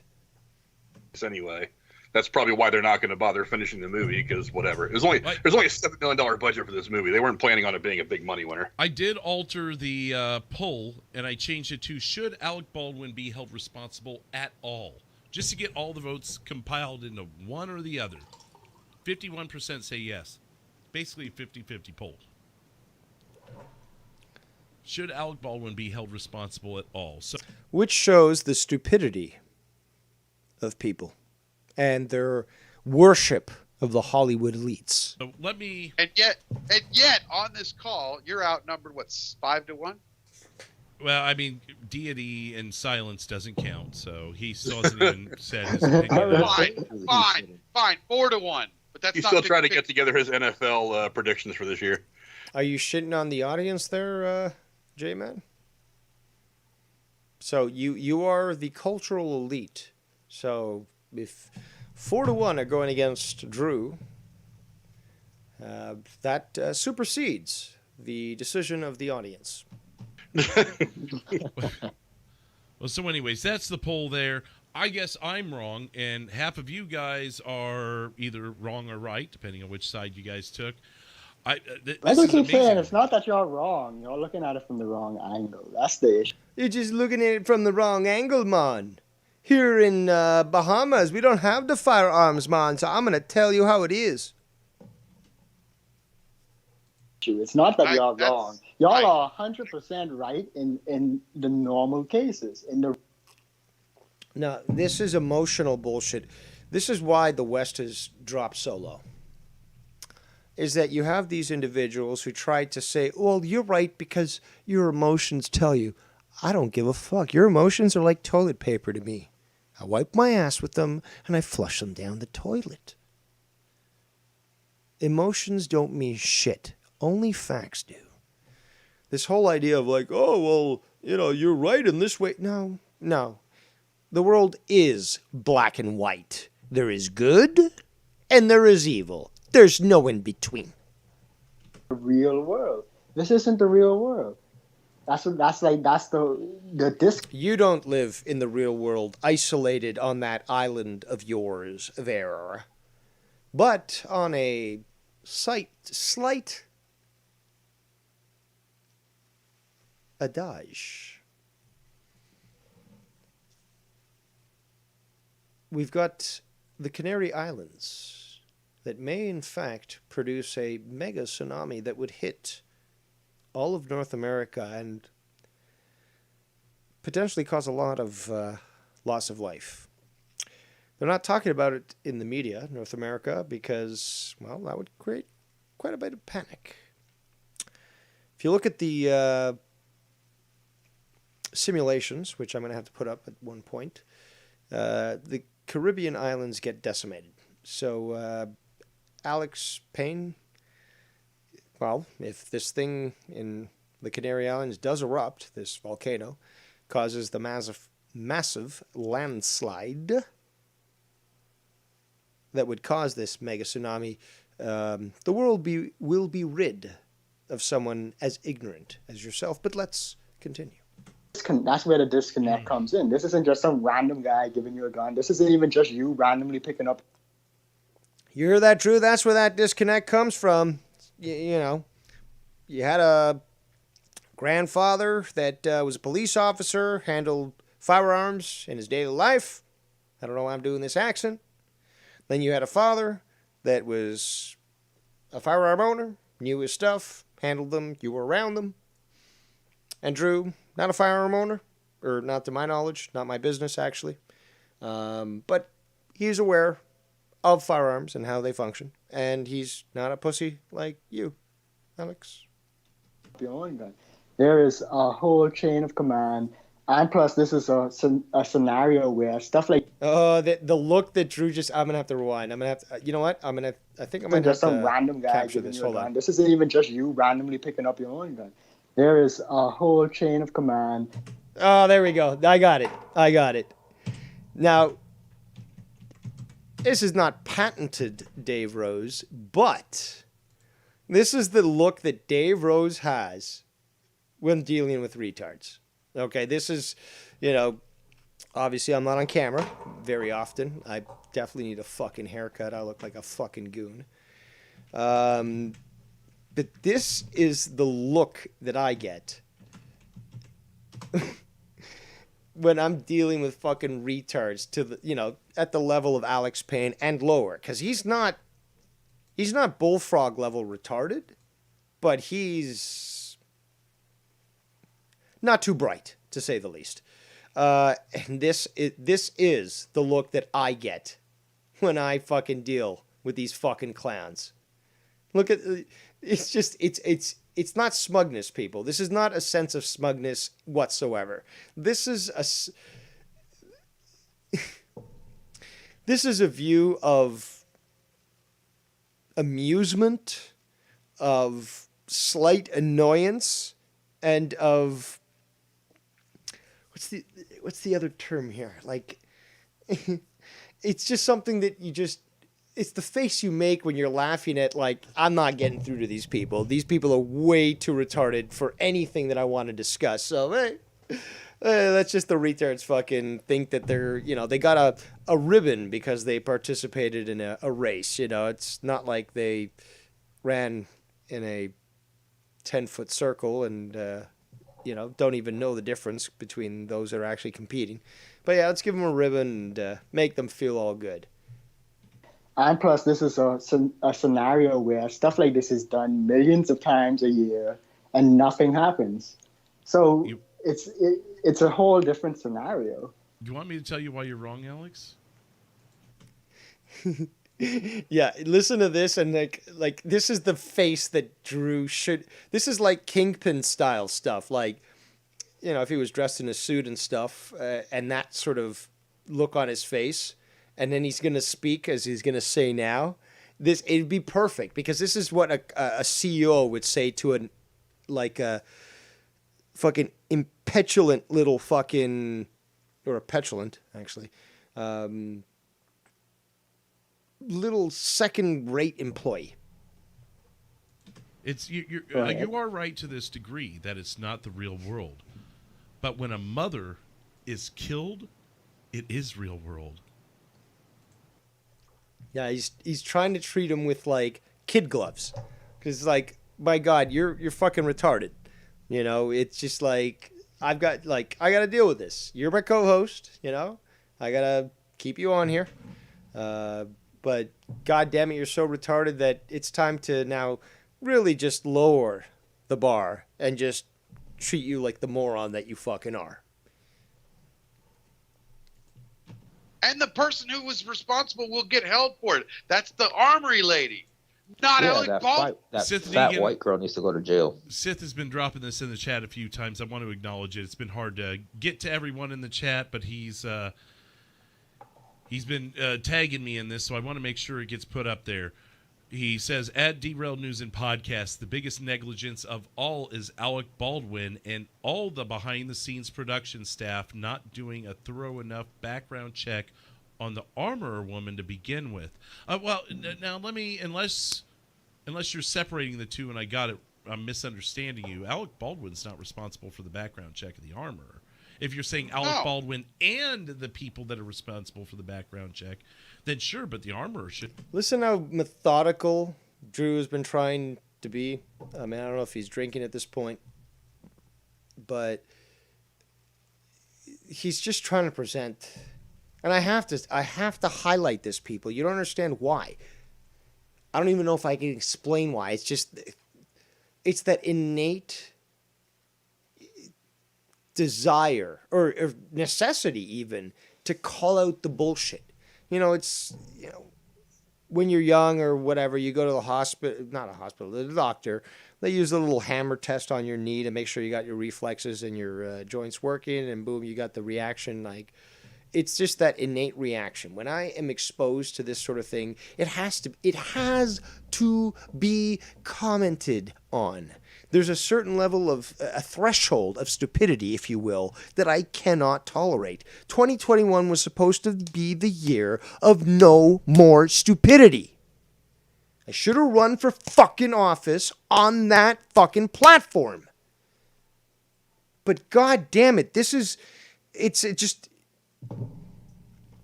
Do you blame a wolf when it goes to hunt? You can't blame me when this blood is presented. I smell it. It's like a shark in the water. Miles away. It must be addressed. Should be too. Well, they probably did a background check Lisa, on her, yeah, remember, we need more details, but obviously we're gonna debate that. That's funny. Background check in Hollywood, where so many have been revealed as pedos. I don't think so. Just based off of what we do know. Yeah, But they yeah, probably you're definitely right, Lisa. They probably did run some kind of a background check, but remember, they're not going after the best armor in Hollywood. The budget for this movie is only $7 million, and I would imagine half of that went to Alec Baldwin's bank account. So it's not necessarily they didn't do a background check. It's probably that they got what they could afford, and what they could afford was trash. That's why they ended up with, Which means that they would be paying extra amount of attention to the insurance requirements. Oh, yes. Stupid, ugly hair chick. Wait, I got an idea. What if we replace Alec Baldwin with like Paris Hilton? She would probably be a little cheaper. Who just said that stupid comment? Let's rewind. Ugly hair chick. Wait, I got an idea. What if we replace Alec Baldwin with like Paris Hilton? Drew, who the fuck is that? She would probably be a little cheaper. Well, no, I mean, clearly she's like, or Britney Spears. She's not all the way there in the head. I'm pretty sure you would expect everyone to check that goddamn gun before handing it to her, right? Let's just pick somebody that everybody. Let's just pick an actor that. None of you motherfuckers seem to have ever fucking owned or used or handled a firearm or even trained around them. It sounds like Frank has, but just his willingness, and if he's just doing this to be another fucking devil's advocate, Drew, it's fucking pathetic. He should be standing up for what is true, not fucking saying, "Oh, let's just see how much we can pile on to Drew," just like they did to Dave on fucking Cronin's show. Everybody in the chat actually likes, and I bet it's. I'm picking an actress that's dumb as fuck and is ditzy and has no knowledge about guns. Paris Hilton. Okay, so Drew says that was the deity. It took a minute to understand him, but it's not a bad point. Once you get to it, he didn't convert the question properly initially, or convey. Okay, well, let's continue. I do like what you're doing here. Deity, it took him 2 hours to get a point out, and it was a good one, so at least he waited for the right time to make a good point. That if it was, say, let's think of dumb bitch gets. Let's say it's Nicole Richie. Can I finish, Alex? I'm trying to get it. Silence! I'll let you go. Let's say it's, Paris Hilton, dumbest ditz out there, right? Or Kim Kardashian, and she does this. My opinion doesn't change. If it's Bob Barker, someone who's lovable, I can't think of anyone that would hate him, and he did this. Hey, it's Betty White. It's Betty White. Should have checked the fucking barrel. Someone's still fucking dead because you didn't, or the chamber, rather. I bet that the audience would be 50-50. I bet the audience would be more like 80-20. And 80% saying no, that she shouldn't be held responsible. That's my point. A lot of those people who are saying he should be responsible hate Alec Baldwin. I got a question for you, Drew. I'm going to have to steal this one from Fast Love a little bit. It's like, let's say your wife gives you a plate of food, but do you check it, make sure it's not poison before you eat? Hell no, he doesn't. He trusts his wife.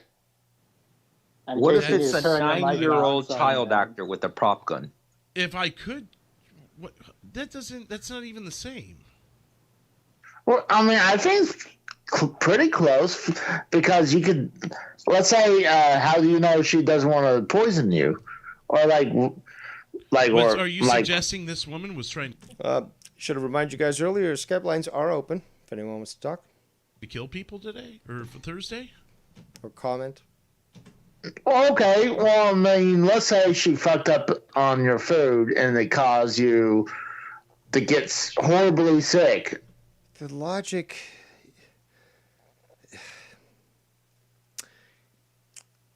Casey doesn't know better. He's got a big heart, but, I don't expect him to understand the laws too much. But, J-Man and fucking Frank, I thought there'd be this. And Drew, you gotta feel empowered enough to at least confront it and be like, nope, sorry, Casey, you can't say that. Like, you can, I mean, it's perfectly fine, but you can dismiss somebody's opinion. A, it's opinion. But B, if it's factually false, it's like, sorry, you're wrong. Oh, well, but what about... No, you're wrong. And we're not even going to tolerate that sort of lie on this channel because you're wrong. You want to, you want to break it down? Break it down. And we'll fucking look at the articles that you fucking do or that you reviewed and show how they're false and that you're just basically trying to push what they're telling you without any of the effort made to research it and find alternate sources to confirm that. Are you going to check it? But I still love you, Casey. Before you eat it? I think what Casey is trying to say is you've been eating from her every day for years on end. You're not going to think this is going to be the time she poisoned me. I think it's ultimately what he's trying to say. Just like how you've been firing blanks for years on end. You're not going to think, this is going to be the one in a lot of ways. Listen, I'm not saying it's the best if my wife comparison, handed me a gun and said, put it in your mouth and pull the trigger, I'm checking the fucking chambers. Yes. Again, a different scenario. No, it's the same scenario. Real life. No, it's not. But Michael Hayes, read a book. But it's okay for Casey to ask about a play. Again, why are you yelling? Use your indoor voice. I know you're on a cruise, you've been drinking, but that's not Drew's responsibility or problem. That's you are responsible for your actions. If you get drunk and, harass your neighbors and get taken down by 6 cops and then arrested in Wood Buffalo, Alberta, you're responsible for your actions. So same thing applies here. Of scrambled eggs and have me inspected. That's okay. But an actual gun, the actual thing we're fucking talking about, isn't? Go ahead, explain. I told you, it's not the same scenario. You're not filming a movie. She's not the armory of this movie you're filming. What you ignore every single time that you flap those fucking gums of yours is the fact that regardless if it's on set or not, firearm safety is always the same. Let me repeat that. If it's either on or off set, the rules of firearm safety still apply.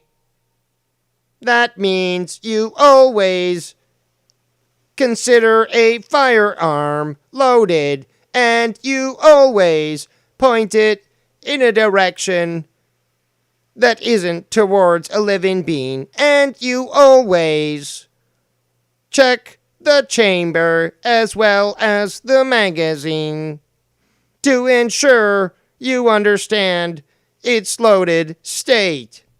But let's continue.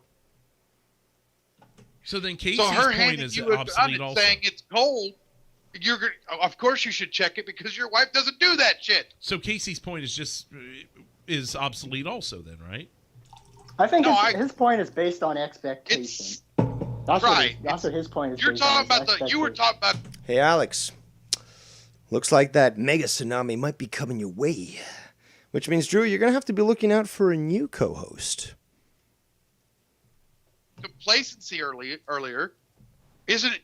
Wouldn't you say that when it comes to your wife making food, you're complacent?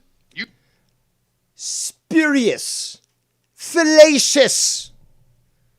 Michael Hayes, I do not accept this lack of logic. Drew, I'll give you this. You held on throughout your entire show. Obviously, it's your show, and you got literally an entire bar stocked up that will numb you to this stupidity.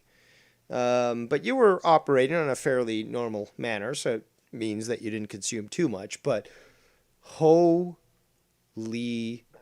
shit. The amount of stupidity on this show, I would have acted a lot differently, let's just say.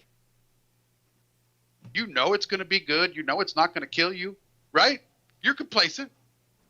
You were talking about that earlier, about complacency. Oh my God. Okay, this reminds me. of a time when in high school of all places, I was taking philosophy. And there was a girl that had enrolled in that class, and she didn't last very long at all. But one thing that really stands out from that instance was that we were talking about nature and talking about instinct and talking about animals killing other animals. Now, this said female, obviously it's understood already why this is coming, but this female said that animals were evil because they killed other animals for food. This was in philosophy and logic class. This was within the first 2 weeks of it. Yes, I was the most intelligent person in that class, absolutely. But there were many other people very, very skilled in that as well. And even the most layman person that was in that class, who was just interested in logic, was aghast to hear this. In fact, there was a palatable silence and gasping almost that occurred when this girl said this. Essentially, everyone acknowledging how stupid and how, shout out to you, Jadis, pathetic she truly was. And soon after, she left. But it blows my mind. It honestly blows my mind. I just, for one moment, held my forehead in my hand because of the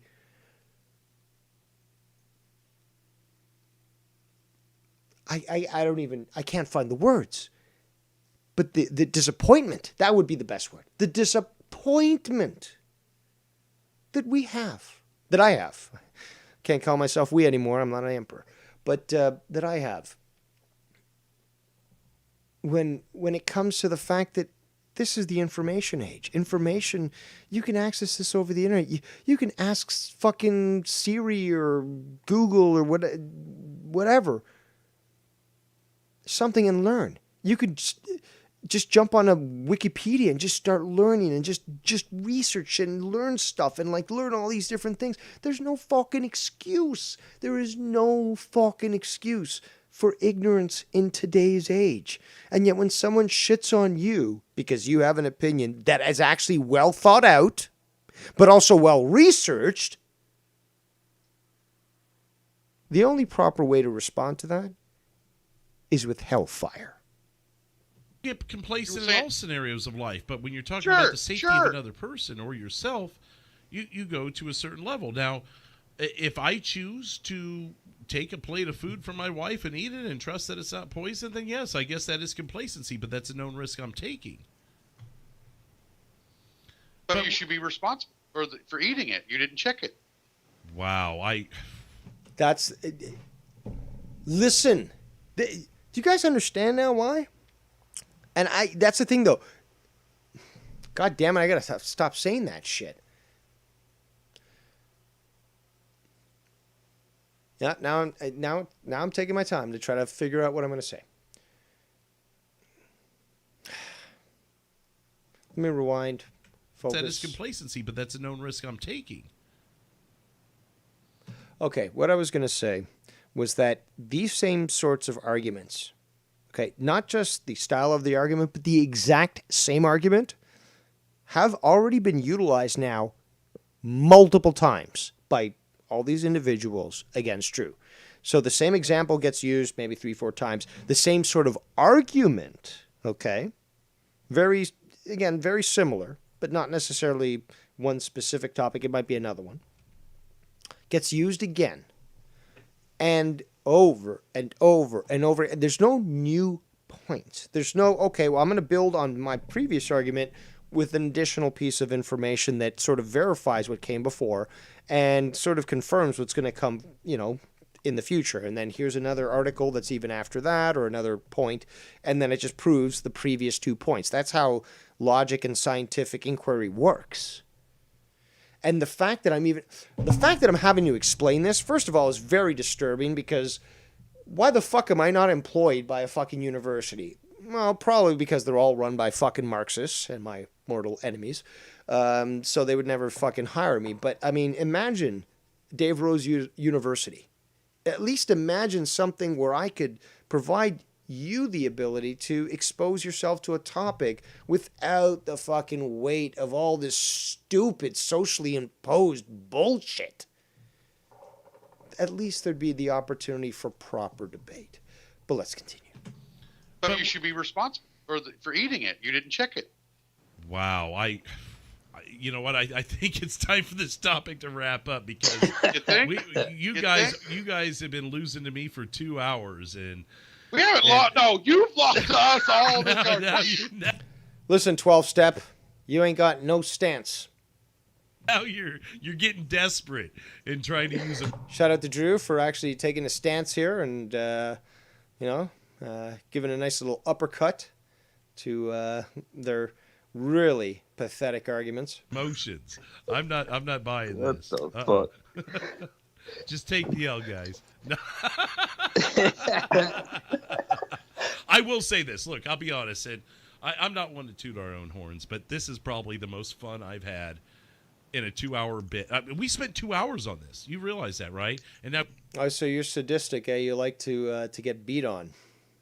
Casey's fucking his dog again. I mean, the show's only going to get better from here. What the? Well, I was getting kind of like lonely, so I was like, probably. Casey, I've got a gun, and it's totally safe. Why don't you put it to the dog's head? All right. Derailed's got a gun. Is that dog the bounty hunter? Is there any final thoughts? We do need to get off of this. We still have a few more topics. Is there anything else anyone needs to say before we call a 2-hour close to our first topic tonight? No, I'm not saying. No, every single one of you, except for Casey, should be just admitting that you're a homosexual and you're coming out of the closet. Should be that, okay? In other words. Well, it's 99% the armor's fault, and then 1% the ranker. I'm going to go with that. All right. Well, with that said, let's get back to the derailments and get caught up as we are. All right. So that was a nice portion there, but I'm going to jump in through a few other things. Skype lines remain open. I'd prefer if we get some calls. I really just want to cover a few things before I move on, but I'm going to randomly, here's the thing, I'm going to randomly jump in to hear some previous comments that came obviously prior to this, and we're going to hear a little bit of illogic before we just jump around and then move on to our next topic. So the helmet and they a bullet lodged in the barrel of the gun during the filming of The Crow. Check the gun himself. I don't know, because the only reason I disagree with that is because he's an anti-gun nut.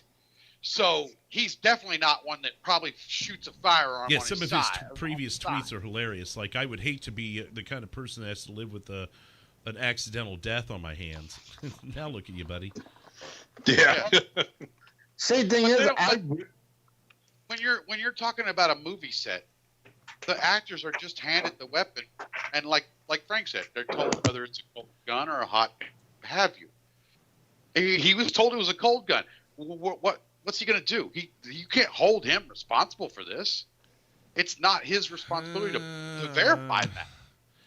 I have to agree with J-Man on this. All right. Bolts had came out of the tire. You didn't do your safety check. Are you not responsible for that?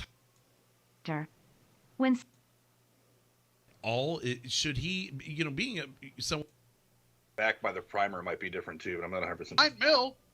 They're all inside the case. You can't see them at all. This is the 1 hour mark, and J-Man's already fucking wired. You pull the case out and take every bullet out. Yeah, This is way later than I reviewed, and again, he keeps saying case or clip. You don't even know the terms for the firearm. You can't talk about this. I don't care how trained you are, and maybe this is hindsight, it's 2020. But if you told me that you were a trained professional... Also, it's very easy to tell if a firearm is loaded by its weight. Professional with guns, and you said it's okay to point that gun at Casey's head, well, okay, well, maybe I would in that case. But with most people, I wouldn't pull that trigger. I just got a quick question for Drew. I mean, how much percent of the fault would you give to Alec Baldwin, and what percent would you give it to the armor? It's very small. We're talking like 90-10. It's about 50% armor and 50% director, and really some of that director probably goes to production company as well. Alec Baldwin was one of the directors, but we haven't gotten to that yet. Producer, not director. Oh, producer. Sorry, yeah. I still give it 100% to the armorer. That's their fucking job to make sure that gun was cold. Well, so I'm sorry, cold, Drew. So what does that mean? I can't agree with the complacency argument because it's not a matter of complacency. That's his job. His job is to act. Just let the killer get away with this stuff. Do the scene that he's told to do. Well, let's we'll get back to this. That's their job. We'll get back to this in just a second. My fighter pilot argument destroys said argument there. You got some people chiming in the derailments.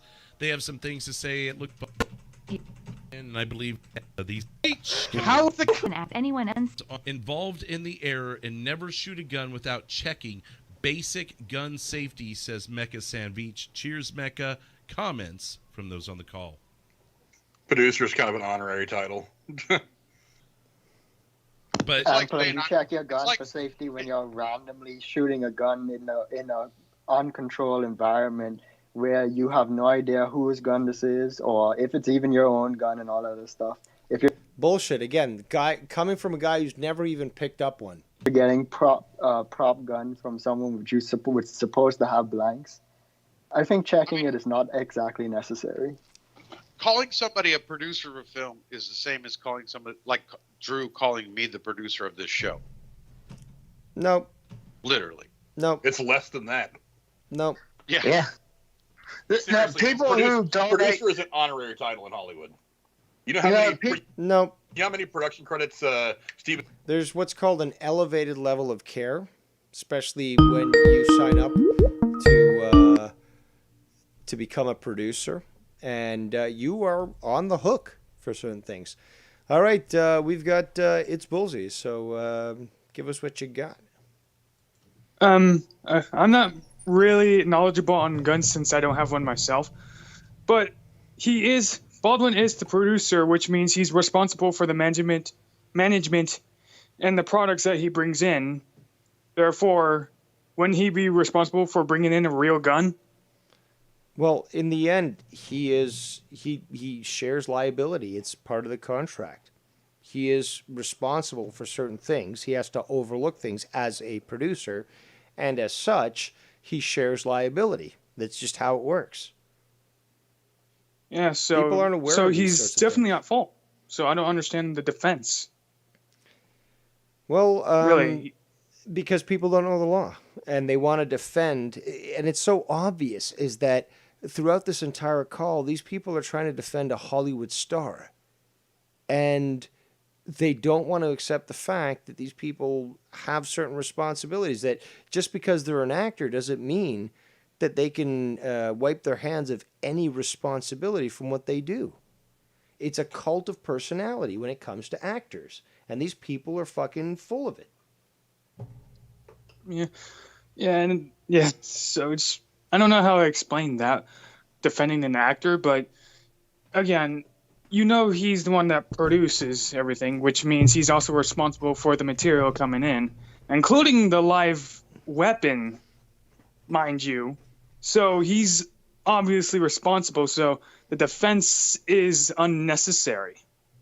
So that alone should be enough. But I guess we're still at it. But who am I to say anyway? I don't really know much about producing anyway. Well, it's basic logic. Let's welcome the King of New York, Falmouth Ken. What's up, fellas? Are you home yet, or what? No, not yet. But okay, when you're home, you call me, and then we'll take care of that call that you wanted to take care of. Oh, okay, yeah.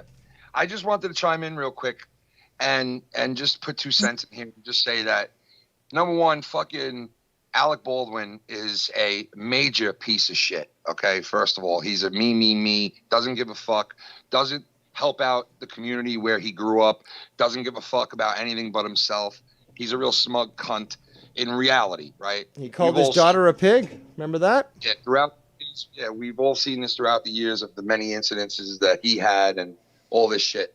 The bottom line is, you guys remember O.J. Simpson got off with a double murder, but he got fucked in court and he was held liable for a wrongful death suit, right? Which the same thing, I bet, is going to happen to Alec Baldwin. He's going to be held responsible at the end of the day for her death. He better. Whether it be through the law or just where he could go through the whole court system and blah blah blah, go to trial, whatever the case may be. But there's one thing definite: he is responsible because he is the ultimate person that was responsible for that movie set and all that shit. If you're producing a movie, so legally, he's going to be held. Yeah, absolutely. Yeah, he's going to be held liable for the wrongful death, and he's going to get fucked for that. There's no doubt. But he's got money up the ass, so that shouldn't be a problem for him. But at the end of the day, obviously, unless there's some kind of whacked out conspiracy theory that none of us know about, he didn't kill her on purpose, but it is his responsibility. Bottom line, he's one of the main people that responsibility falls on that set. So, and you know what? Listen, karma's a motherfucker, ain't it? And I feel bad for the woman who died because her family now doesn't have her, and she was a young woman and all that shit. But, Alec Baldwin, man, he's done a lot of grimy fucking things. He's done. Look at the shit that he's pulled on SNL. Yeah, that too. And why are all these not supposed, but all these Hollywood elites so angry at Trump when he never really directed any anger towards them?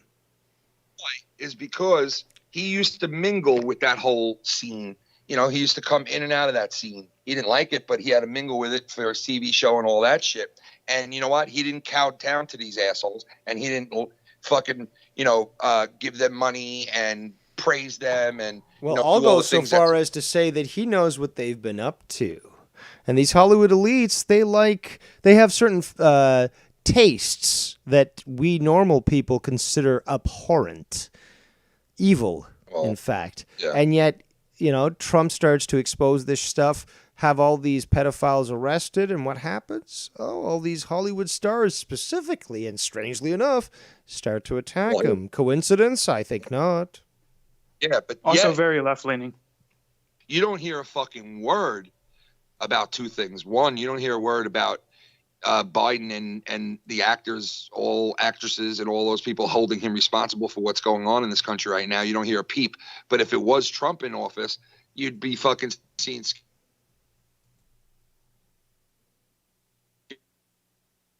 Real quick before I hang up, is New York City and its firemen and its nurses and all the first responders all got together today and put a big middle finger up at the fucking city, and they all protest, and it's nowhere on the TV. They're not fucking reporting it, but thousands and thousands of people stepped up today and put the mayor in a real tough position because they're all saying that they're going to walk days during this week, and it's going to gridlock and fuck the whole city up.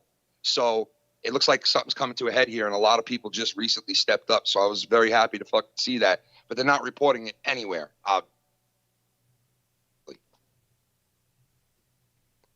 That's good.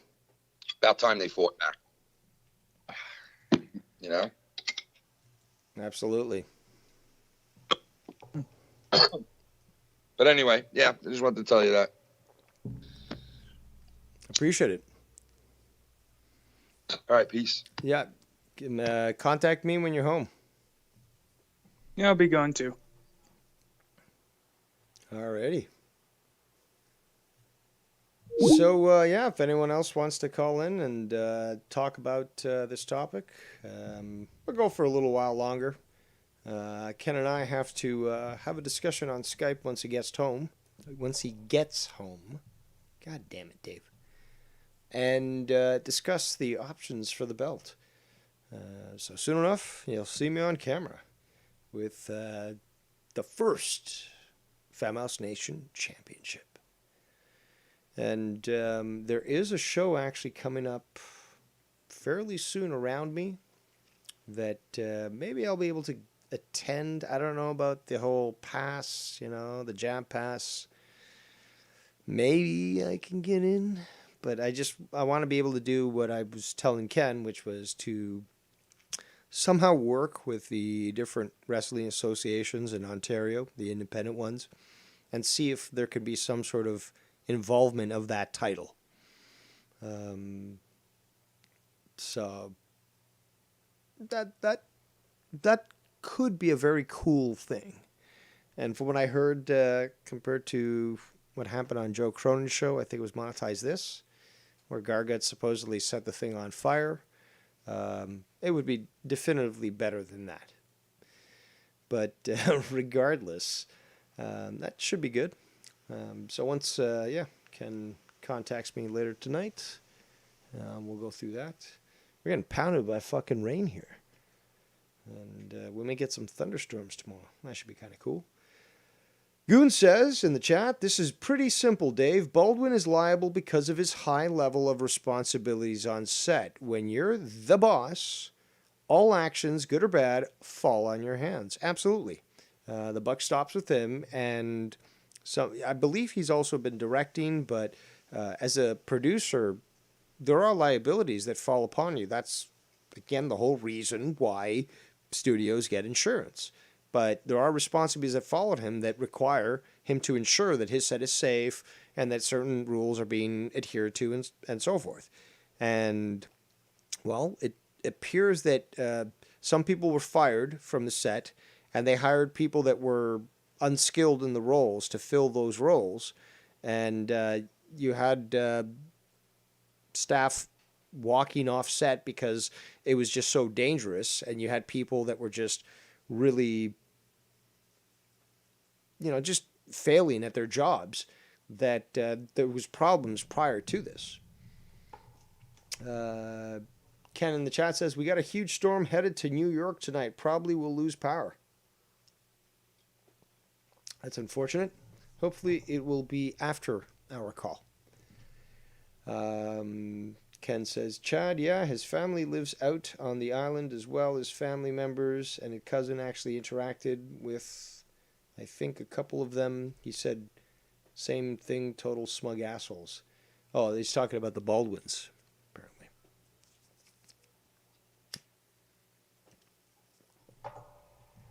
So, Skype lines remain open. I believe YR was planning to do a show earlier this afternoon.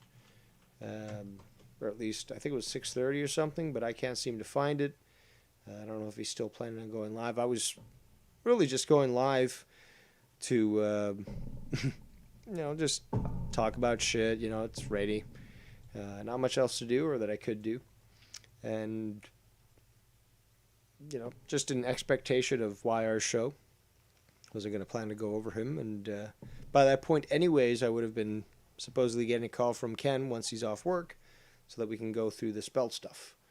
And I can't wait to fucking start to go around Ontario because I want to really travel as much as possible to go to several different land sites. Or that's not what they're called. Someone help me out here. But yeah, just take photos about, in places in Ontario that people would know that are famous. And there's quite a lot, actually. So I was hoping for a little road trip as well. So that should be kind of cool. So looking forward to doing that. Oh, we got Ken calling back. Ken, you calling me back? I love you, Ken.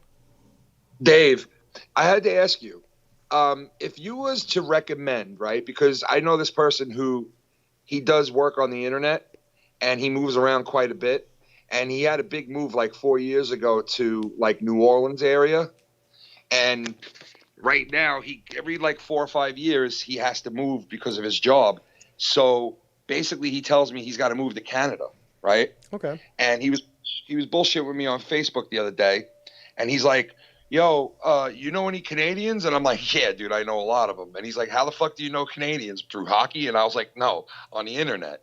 And he's like, could you ask some of them like what they would suggest where to move, like on the east coast of Canada, like towards the east end of Canada? And I was like, yeah, I'll ask him. I'll ask my friend Dave or, whatever. And he was like, yeah, let me know what he tells you. So I forgot to ask you that. What would you recommend as far as, and he said that, he's a hockey guy. He loves hockey. He likes the minor league shit. So like he's looking for like I used to tell you all the time. I like these little towns in Canada that have like. But he says East Coast. He's firm on East Coast. Well, he says that where he's working is towards the east end of Canada, like kind of like Toronto. That's area. not east. It's not Toronto. That's not east, dude. What? That's central.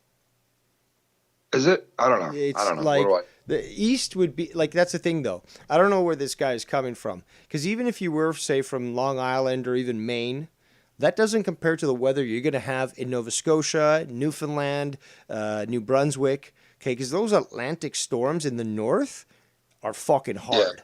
I mean, like Newfoundland will get like, I'm going to convert it for you Americans, 6 feet of snow in a day. When there's like a fucking storm, because those storms that come from America, the ones that hit you bad in the fall, they move up to fucking, to Canada, and they fucking give you like snow to cover your house or your car or anything. By you now, how much does it snow like in the winter by you? Like, do you get hit with a couple of storms? Do you get like a lot? Oh yeah, we can get it hard. All of Ontario actually can get it hard. Even in Toronto, where you've got a microclimate that, the city itself creates heat, but like you can still get, I would say 3 feet of snow. Like if it's really bad, if the storm is that bad, we've got 3 feet of snow in one go. I would love to live where you get it hard. You know what I mean? I want to live right in the middle of that, where it dumps like, 3-4 feet in an hour.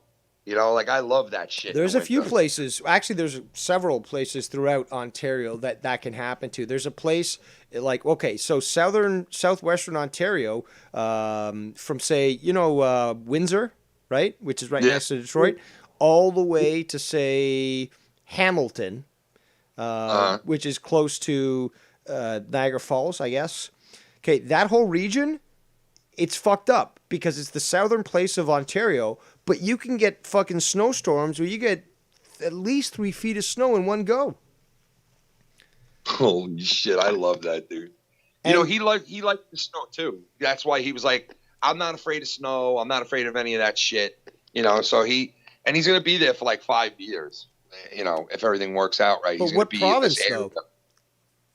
Well, I mean, like, I don't fucking know, dude. Like, all I know is he told me he's going to have to travel. Like, he's willing to drive like 2 hours, an hour a day to where he's got to go. So, like, it was in that radius. So I got to actually hit him back up and ask him specifically, like, where he was talking about. Because when he told me, he wasn't, like, really that specific. And he kind of said that it's by Toronto where he's got to work. So I would say, 2 hours away from that area, what would you say is like really nice over there that you would recommend, him to go? It depends on where in Toronto, because there are rail lines that will get you, like, instead of having to drive your car, you jump on the fucking train and it'll fucking take you, a quarter of the time or something. So it depends really where he is and where he wants to move to. And, there's so much. Gabe, I'm going to try to call him on Skype right now. Okay. Maybe he'll answer. Yeah, why not? Maybe he'll answer. You could talk to him about it. Like, because I don't know the specifics. So let me see if I can get him. But yeah, he doesn't mind. He's into hockey and shit. He's an Islander fan. Don't get him to dox himself. No. He's an Islander fan and he loves hockey and shit. But, he moved away years ago because of his job. And yeah, it doesn't look like he's answering, but he moved away years ago because of his job, and like I said, he went to New Orleans. He was in Florida for like 2 years or 3 years. So he has to move around every so often. And this is the first time he's like going to be moving to the Canada area. Although he did live in like, I guess, Maine, like really far up there at one point. But he's like psyched about it because he basically wants to experience, you know, because he likes the same shit I do, like that small little sleepy, snowy town, minor league hockey, bars, you know, that's a fucking great place to live, man, in my eyes, you know.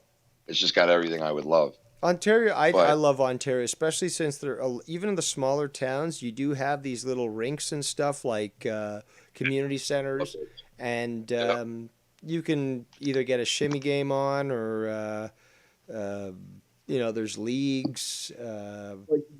Did you know that they redid the show? Well, not redid, but they are doing a show now about the Mighty Ducks. You remember the movies that were out with? Yeah, I didn't realize they were doing a show, but yeah, it's on. Is it on Netflix? It's on Netflix or one of those fucking apps. And Emilio Estevez came back to reprise his role, and they got, you know, new actors, and they also brought back some of the kids from the original are actually in the show, which is pretty cool. Yeah, and I watched the whole first season and shit, but where they are, I know it's like a show, but where they are is a specific spot in Canada somewhere, and I'm like, I don't know where the fuck the show takes place, but it's exactly what, like, I always ask you about, like, where is, like, those nice little small little sleepy towns, like, you know, and I know what he's into, so, like, if he winds up going to a town like that, he's going to fucking love it. You know, with the little bowling alley, the fucking bar, minor league hockey team, that's like a great place to live, you know? Then it snows like a motherfucker in the winter. I mean, how could you beat that? It's nice in the summer, right? Yep. I mean, it's nice by you in the summer, right? Oh, like, that's why I love Ontario, is that you get full seasons. Everything to the fullest. You know, I think the higher up you go, the more of the seasons you get to experience because you get it at its like strongest. Yeah, like exactly. On Long Island. Yeah, you know what I'm saying? Like on Long Island, like it's really weird because the leaves are just now starting to turn colors. Same here. But that's the thing, though. This summer, the spring and summer were very wet. And that seems to be why the colors are so subdued this year. Normally, they're fucking brilliant. They're fucking golden. But, dude, when I went to Boston, literally everything already had all the colors everywhere. Me and Shannon were like, oh, that's amazing because that's not up here, dude. Usually, right now, everything looks like it's on fire. Yeah. Fire. You know, it did in Boston, man. When we were on the highway, it literally went from like where we are, the leaves are still green, most of them. And then we kept driving, and the more we were driving, the more it started to get colorful. Shannon was like, holy shit, look at all the trees. I'm like, yeah, you're right. Like, it's all fucking, it's total fall out here, you know, like full blown. And I was like, that's pretty cool. So I thought it was like that up in Canada too, but I guess not. Depends I guess where. certain areas. Yeah, exactly. Depends. Yeah. But yeah, so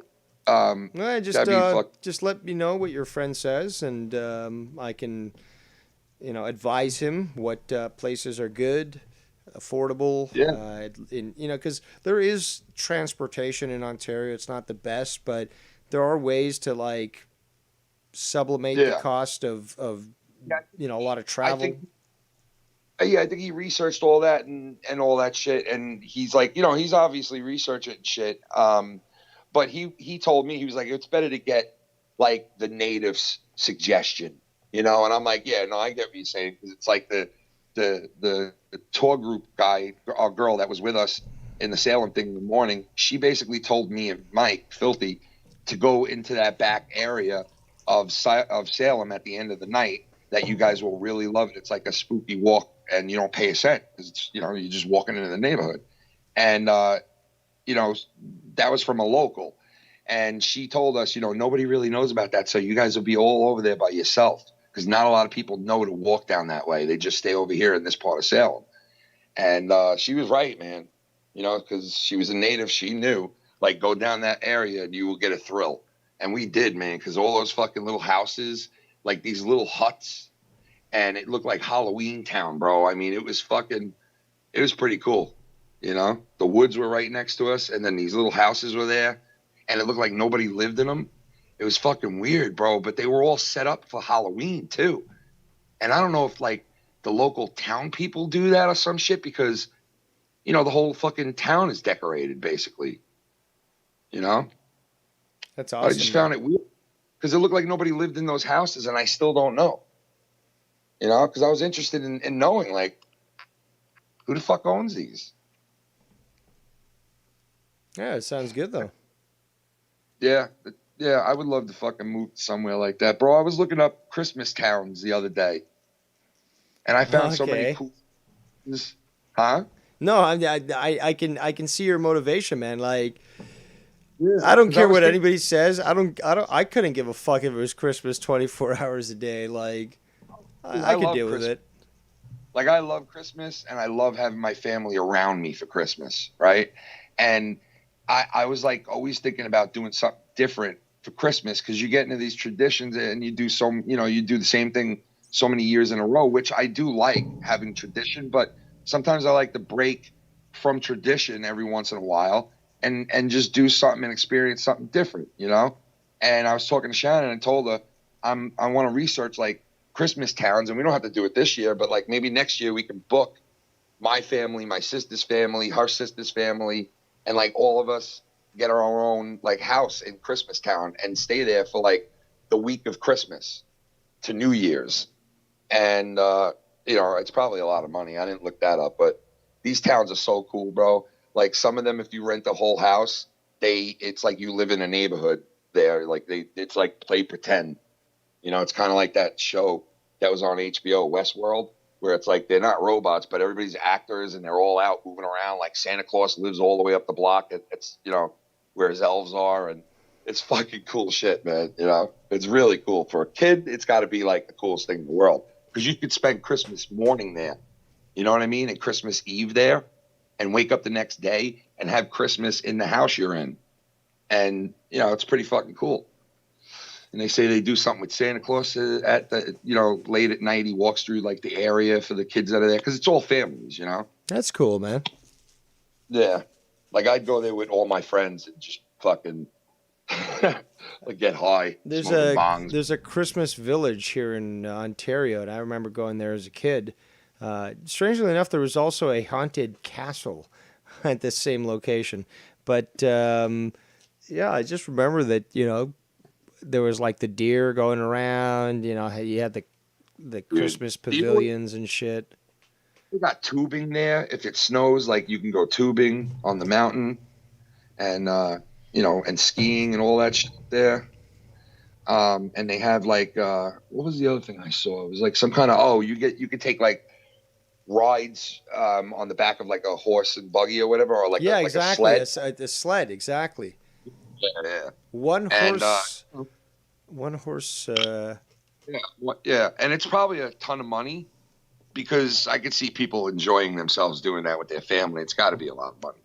Have you ever done that in what's it called, Central Park, where they've got the horses that go through? And dude, when I was like 18 and Shannon was 18, we went to the city for I think it was her like graduation, maybe. No, was it a graduation? I don't know what it was for, but we were in the city for something.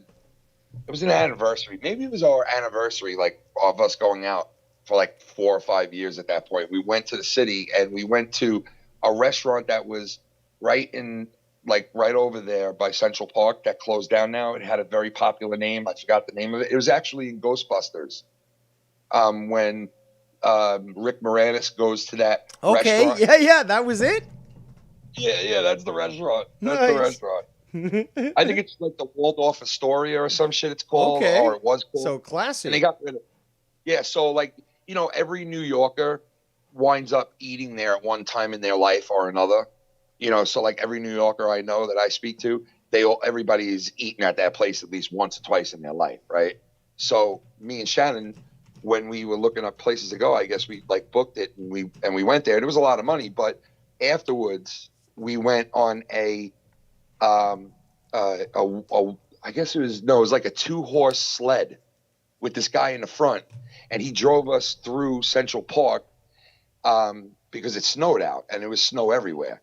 And it was fucking, dude, he had this horse going through in areas that like it was like 3 feet of snow and shit, and it was like kicking up in the air, and like it was snowing again. It was pretty cool.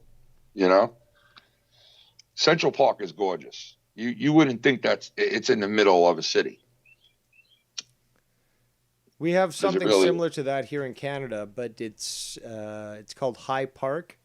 But it's certainly not nothing close to the fact that this is how many fucking blocks of fucking city. Like, it's huge. Like, nobody really seems to understand how big Central Park is. The thing is massive. And it is a jewel, because if you take a look at Buenos Aires, for example, is that it's all concrete. There are no parks, no fucking greenways. That's why Toronto, it breaks my heart. Toronto used to be such a beautiful city, and it's been fucked up royally. But there remains these green spaces throughout the city that sort of like act like veins throughout the entire city. And you've got parks and stuff, green belts, and you can literally go from uptown, even more than uptown. You can go from the suburbs. You can walk, ride, ski, whatever, from those places all the way down to the lakeshore because of all these green spaces and paths that have been created in Toronto. And there's a lot of places in Canada, not just Toronto, Hamilton, Guelph, but a lot of places that have that ability, that there is the ability to utilize the green spaces and parks that are contiguous. So therefore you can go from one end of the city to the other, or reach all these different landmarks or locations. And it's thought out. And that's the reason why Central Park was made, is that the people back in those times realized this is beneficial for the city. And, we need to have green spaces around us. That is important, man. It's very, and like when they were building I watched a lot. I've done a ton of research and watched a ton of documentaries on New York City and how it was made and blah, blah, blah. And when they were making the grids for New York City, they knew, the middle of this city, because at that point there was a city there, but the rest of that island was fucking just like rich with trees and animals and like, little gullies and ponds and fucking rapids and all kinds of shit, like regular fucking just Jurassic Park, basically. And fucking they were like, we got to leave the middle of that the way it is, pristine, and not fuck with and the grid system, it just proved that the designers of New York City knew what they were doing. They were planning for expansion. And on top of that, the New York City subway system is one of the best in the world. At least it's it's one of the ones that was just so well thought out. Even back when it was built, they knew they didn't have the money to build it all, but they planned it ahead of time. And they knew. Did, smart, bro. Those people back then, I think, were so goddamn smart, bro. Honestly. And you know what? Maybe 50, 60 years from now, people will say, man, people back then were smarter than we thought, or, than they were giving credit for, which I doubt they'll ever say about our time. But, those people were smart because, like you said, when they built New York City and they fucking were gridding it, and like the original New York City, right, was a little bit different in the area, and they had like docks in a different area than it was now. And like, there's still a spot in downtown Manhattan by kind of around the block from the Twin Towers area, where that was like the original port area where everything came in New York City. And it was a big fucking shipyard where like all these people worked, like hundreds and hundreds of people, and they were all in gangs. And you see that movie fucking Gangs of New York. Yep. It really was like that at that point, man, where it was like the Irish had their own crew of people, and like these people had their own crew, and like it was pretty fucking crazy, man, to tell you the truth. And the way that they laid it out for the future is really ingenious, especially in New York City. And now it's just full to the gullets. But I got to tell you, bro, there are cranes and new buildings every single day popping up in New York City. Is the sickest thing. And they're putting these buildings up now. And I'm sure you could probably research this and find out about a lot of shit, because it's definitely a pattern Okay, they keep putting these. I don't know. Maybe it's a new way of building or something, because there's at least like 5 or 6 new ones that I've seen in the last 4 or 5 years that have run up in the city, that they are literally skyscrapers. They are high in the sky, and they are skinny buildings. It looks like a pencil coming out of the middle of nowhere, just straight up, blam, like just going straight up. And they've been building them all over the city. Like they've been popping these like skinny, really like block skinny building in the middle of like congested New York City, and bang, in a couple of weeks, boom, it's higher than all the other buildings, and it's there. And it's fucking weird, bro, but they're everywhere. Because like when I go to my sister's, I pass the city all the time, and I could take the FDR Drive. Sometimes I take that because it's scenic and you could see parts of lower Manhattan when you drive by. So sometimes we take that. Sometimes you go the other way. You take the Maranzano from the Belt Parkway, and you get to see the city from afar. So, and you see all these buildings are there, and it's like fucking weird. I'm like, is it the same company that's doing this, or is it like a new fad in, you know, because you know how like builders, you know, in like all throughout history, they kind of go in a fad, like they all follow each other. So like if they're making like Gothic buildings in America, like suddenly every single what's the name of those people that fucking draw out the buildings and shit? Why can't I think of the name? Architects? Yes, I'm sorry. Architects, right? Architects usually followed each other back then. And like people would go Gothic with like something they were building, and then like all the other guys would like start doing this Gothic look too. And like the city has those errors still in them, because there still are a lot of old buildings and old areas to New York City. But for the most part, everything looks fucking pristine and new. And they're building at a rapid rate still in New York City, man. And I'm thinking like, it's got to be, bro, like 200 years from now, if they're still building there and it still exists, it's going to get so futuristic. Like, man, 150 years from now, you know, far after we're all gone. Do you remember The Fifth Element? Dude, I'm telling you, because it just seems like they're just really just keep pounding them in there, and eventually they're going to go higher.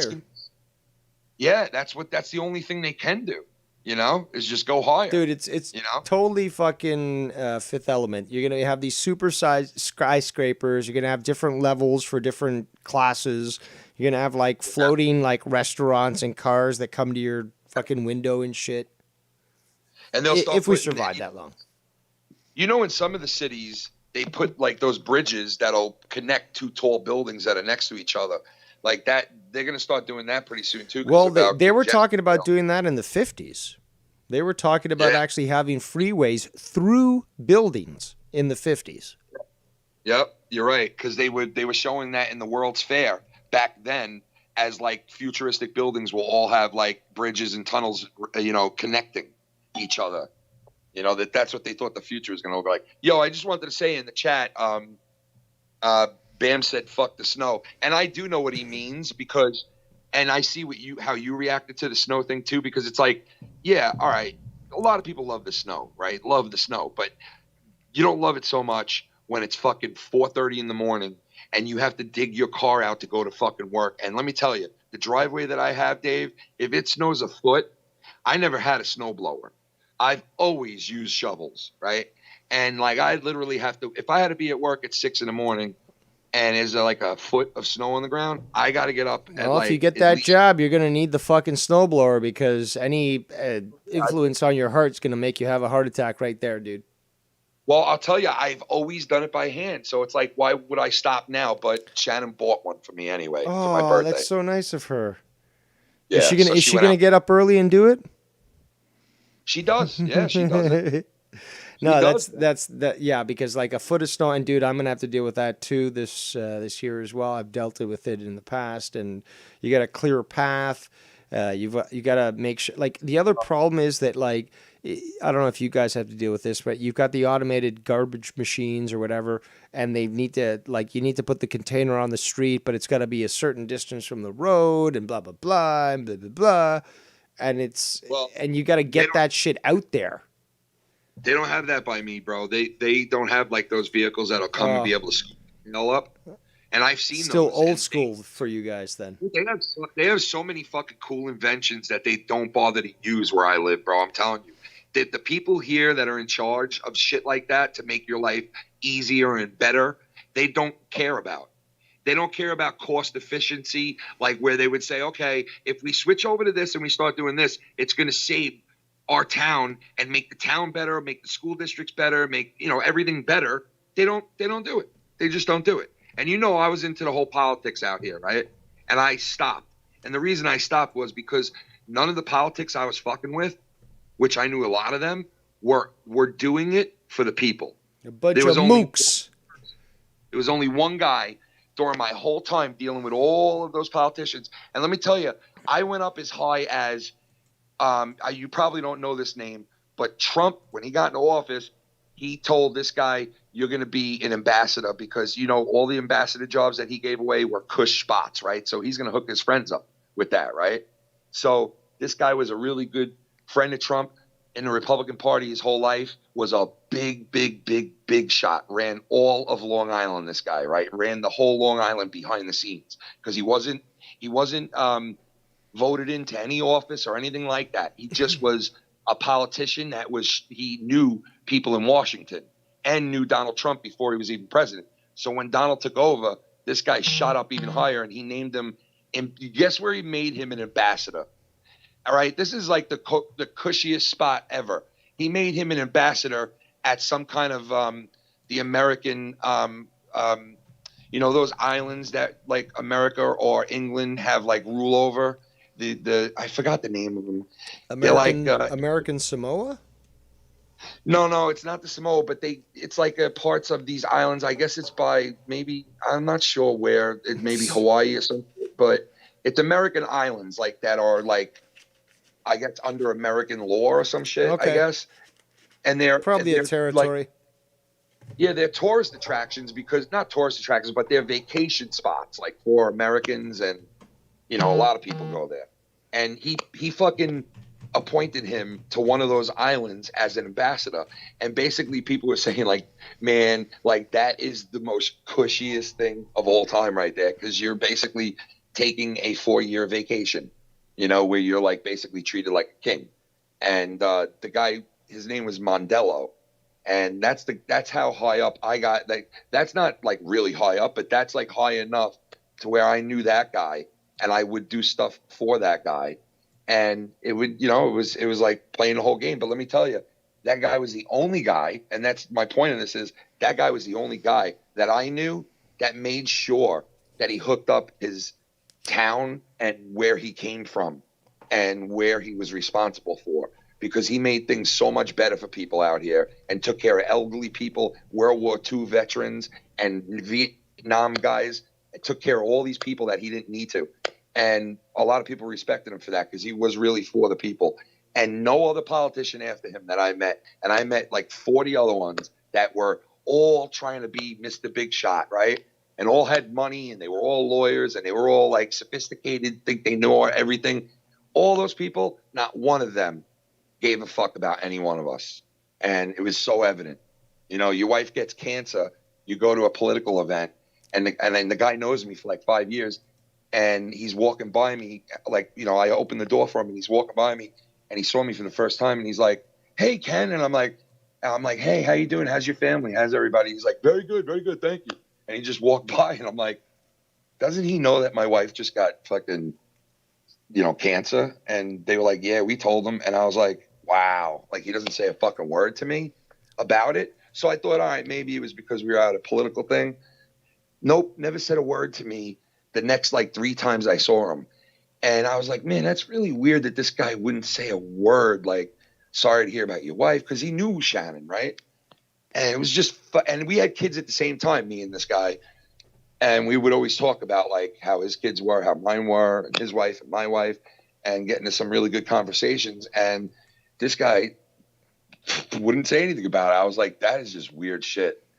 So I just got rubbed the wrong way at that point. And I fucking, from that point on, bro, I never did another political thing. I stepped the fuck out, stepped down. And these guys that were underneath me in that club, they all rose up like to where I was, but even further, man. And these guys are like running like departments now in like certain areas of Long Island, I guess. Like they're running like one of them is like the top supervisor for all parks in Suffolk County or some shit or something like that. And like you only get that job if you know somebody, you know. But it just goes to show you, it's all about what you can get. It's not about the people, politics at all, bro. It's just not here, you know. And I think it reflects on America in a whole, honestly, because the experience that I had with politics was ugly. You know, it was all like, you know how I say that joke about like how a person, I knew dudes that would like walk into, like, all right, if you put like 20 politicians into a room, right, and you turn the light off and you tell them, everybody take your cocks out and just stand somewhere in a room, right? And I know people that if you told them, hey, listen, there's 20 politicians in there in the dark with their cocks out, what are you going to do? I knew 20 people that would go in there and suck off all those guys in that fucking room. Doesn't matter what cock it is, and they're in the dark, doesn't even matter whose cock it is, just as long as it was a politician's cock so they can get something out of it. And that's part of the reason why it's so ugly, you know? Because people are fucking cutthroat. Yeah, they don't look for the greater good, but that also, I think, sort of is explained somewhat by the platform, because the thing is, though, is that people could be labeled conservative, but are they really? Are they really? You know, and on top of that, somebody who's, you know, is conservative but also is concerned with their people, are they a nationalist? Are they an ethnocentralist? And these are questions that are rightfully asked, but then you have people that are incapable of sort of addressing them and just blanket statement somebody that tries to address them. That dude in the chat said, what the fuck is Ken talking about? I have no clue, bro. Oh, he's got a lot of clues here. Ken, are you home? I just got home a little while ago, yeah. All right, well, I'm thinking about ending the show because we've covered quite a lot here. I mean, it's been close to 3 hours. And brother. What's that? I have dinner waiting for me, so I'm gonna go eat real quick, and I'll hit you up after I'm done if you're around. Yeah, no. We scheduled our call to discuss the belt matters, so yeah. I've made the time available. So go eat your food, and hit me up as soon as you're done. Don't fall asleep or anything, because let's just get this out of the way.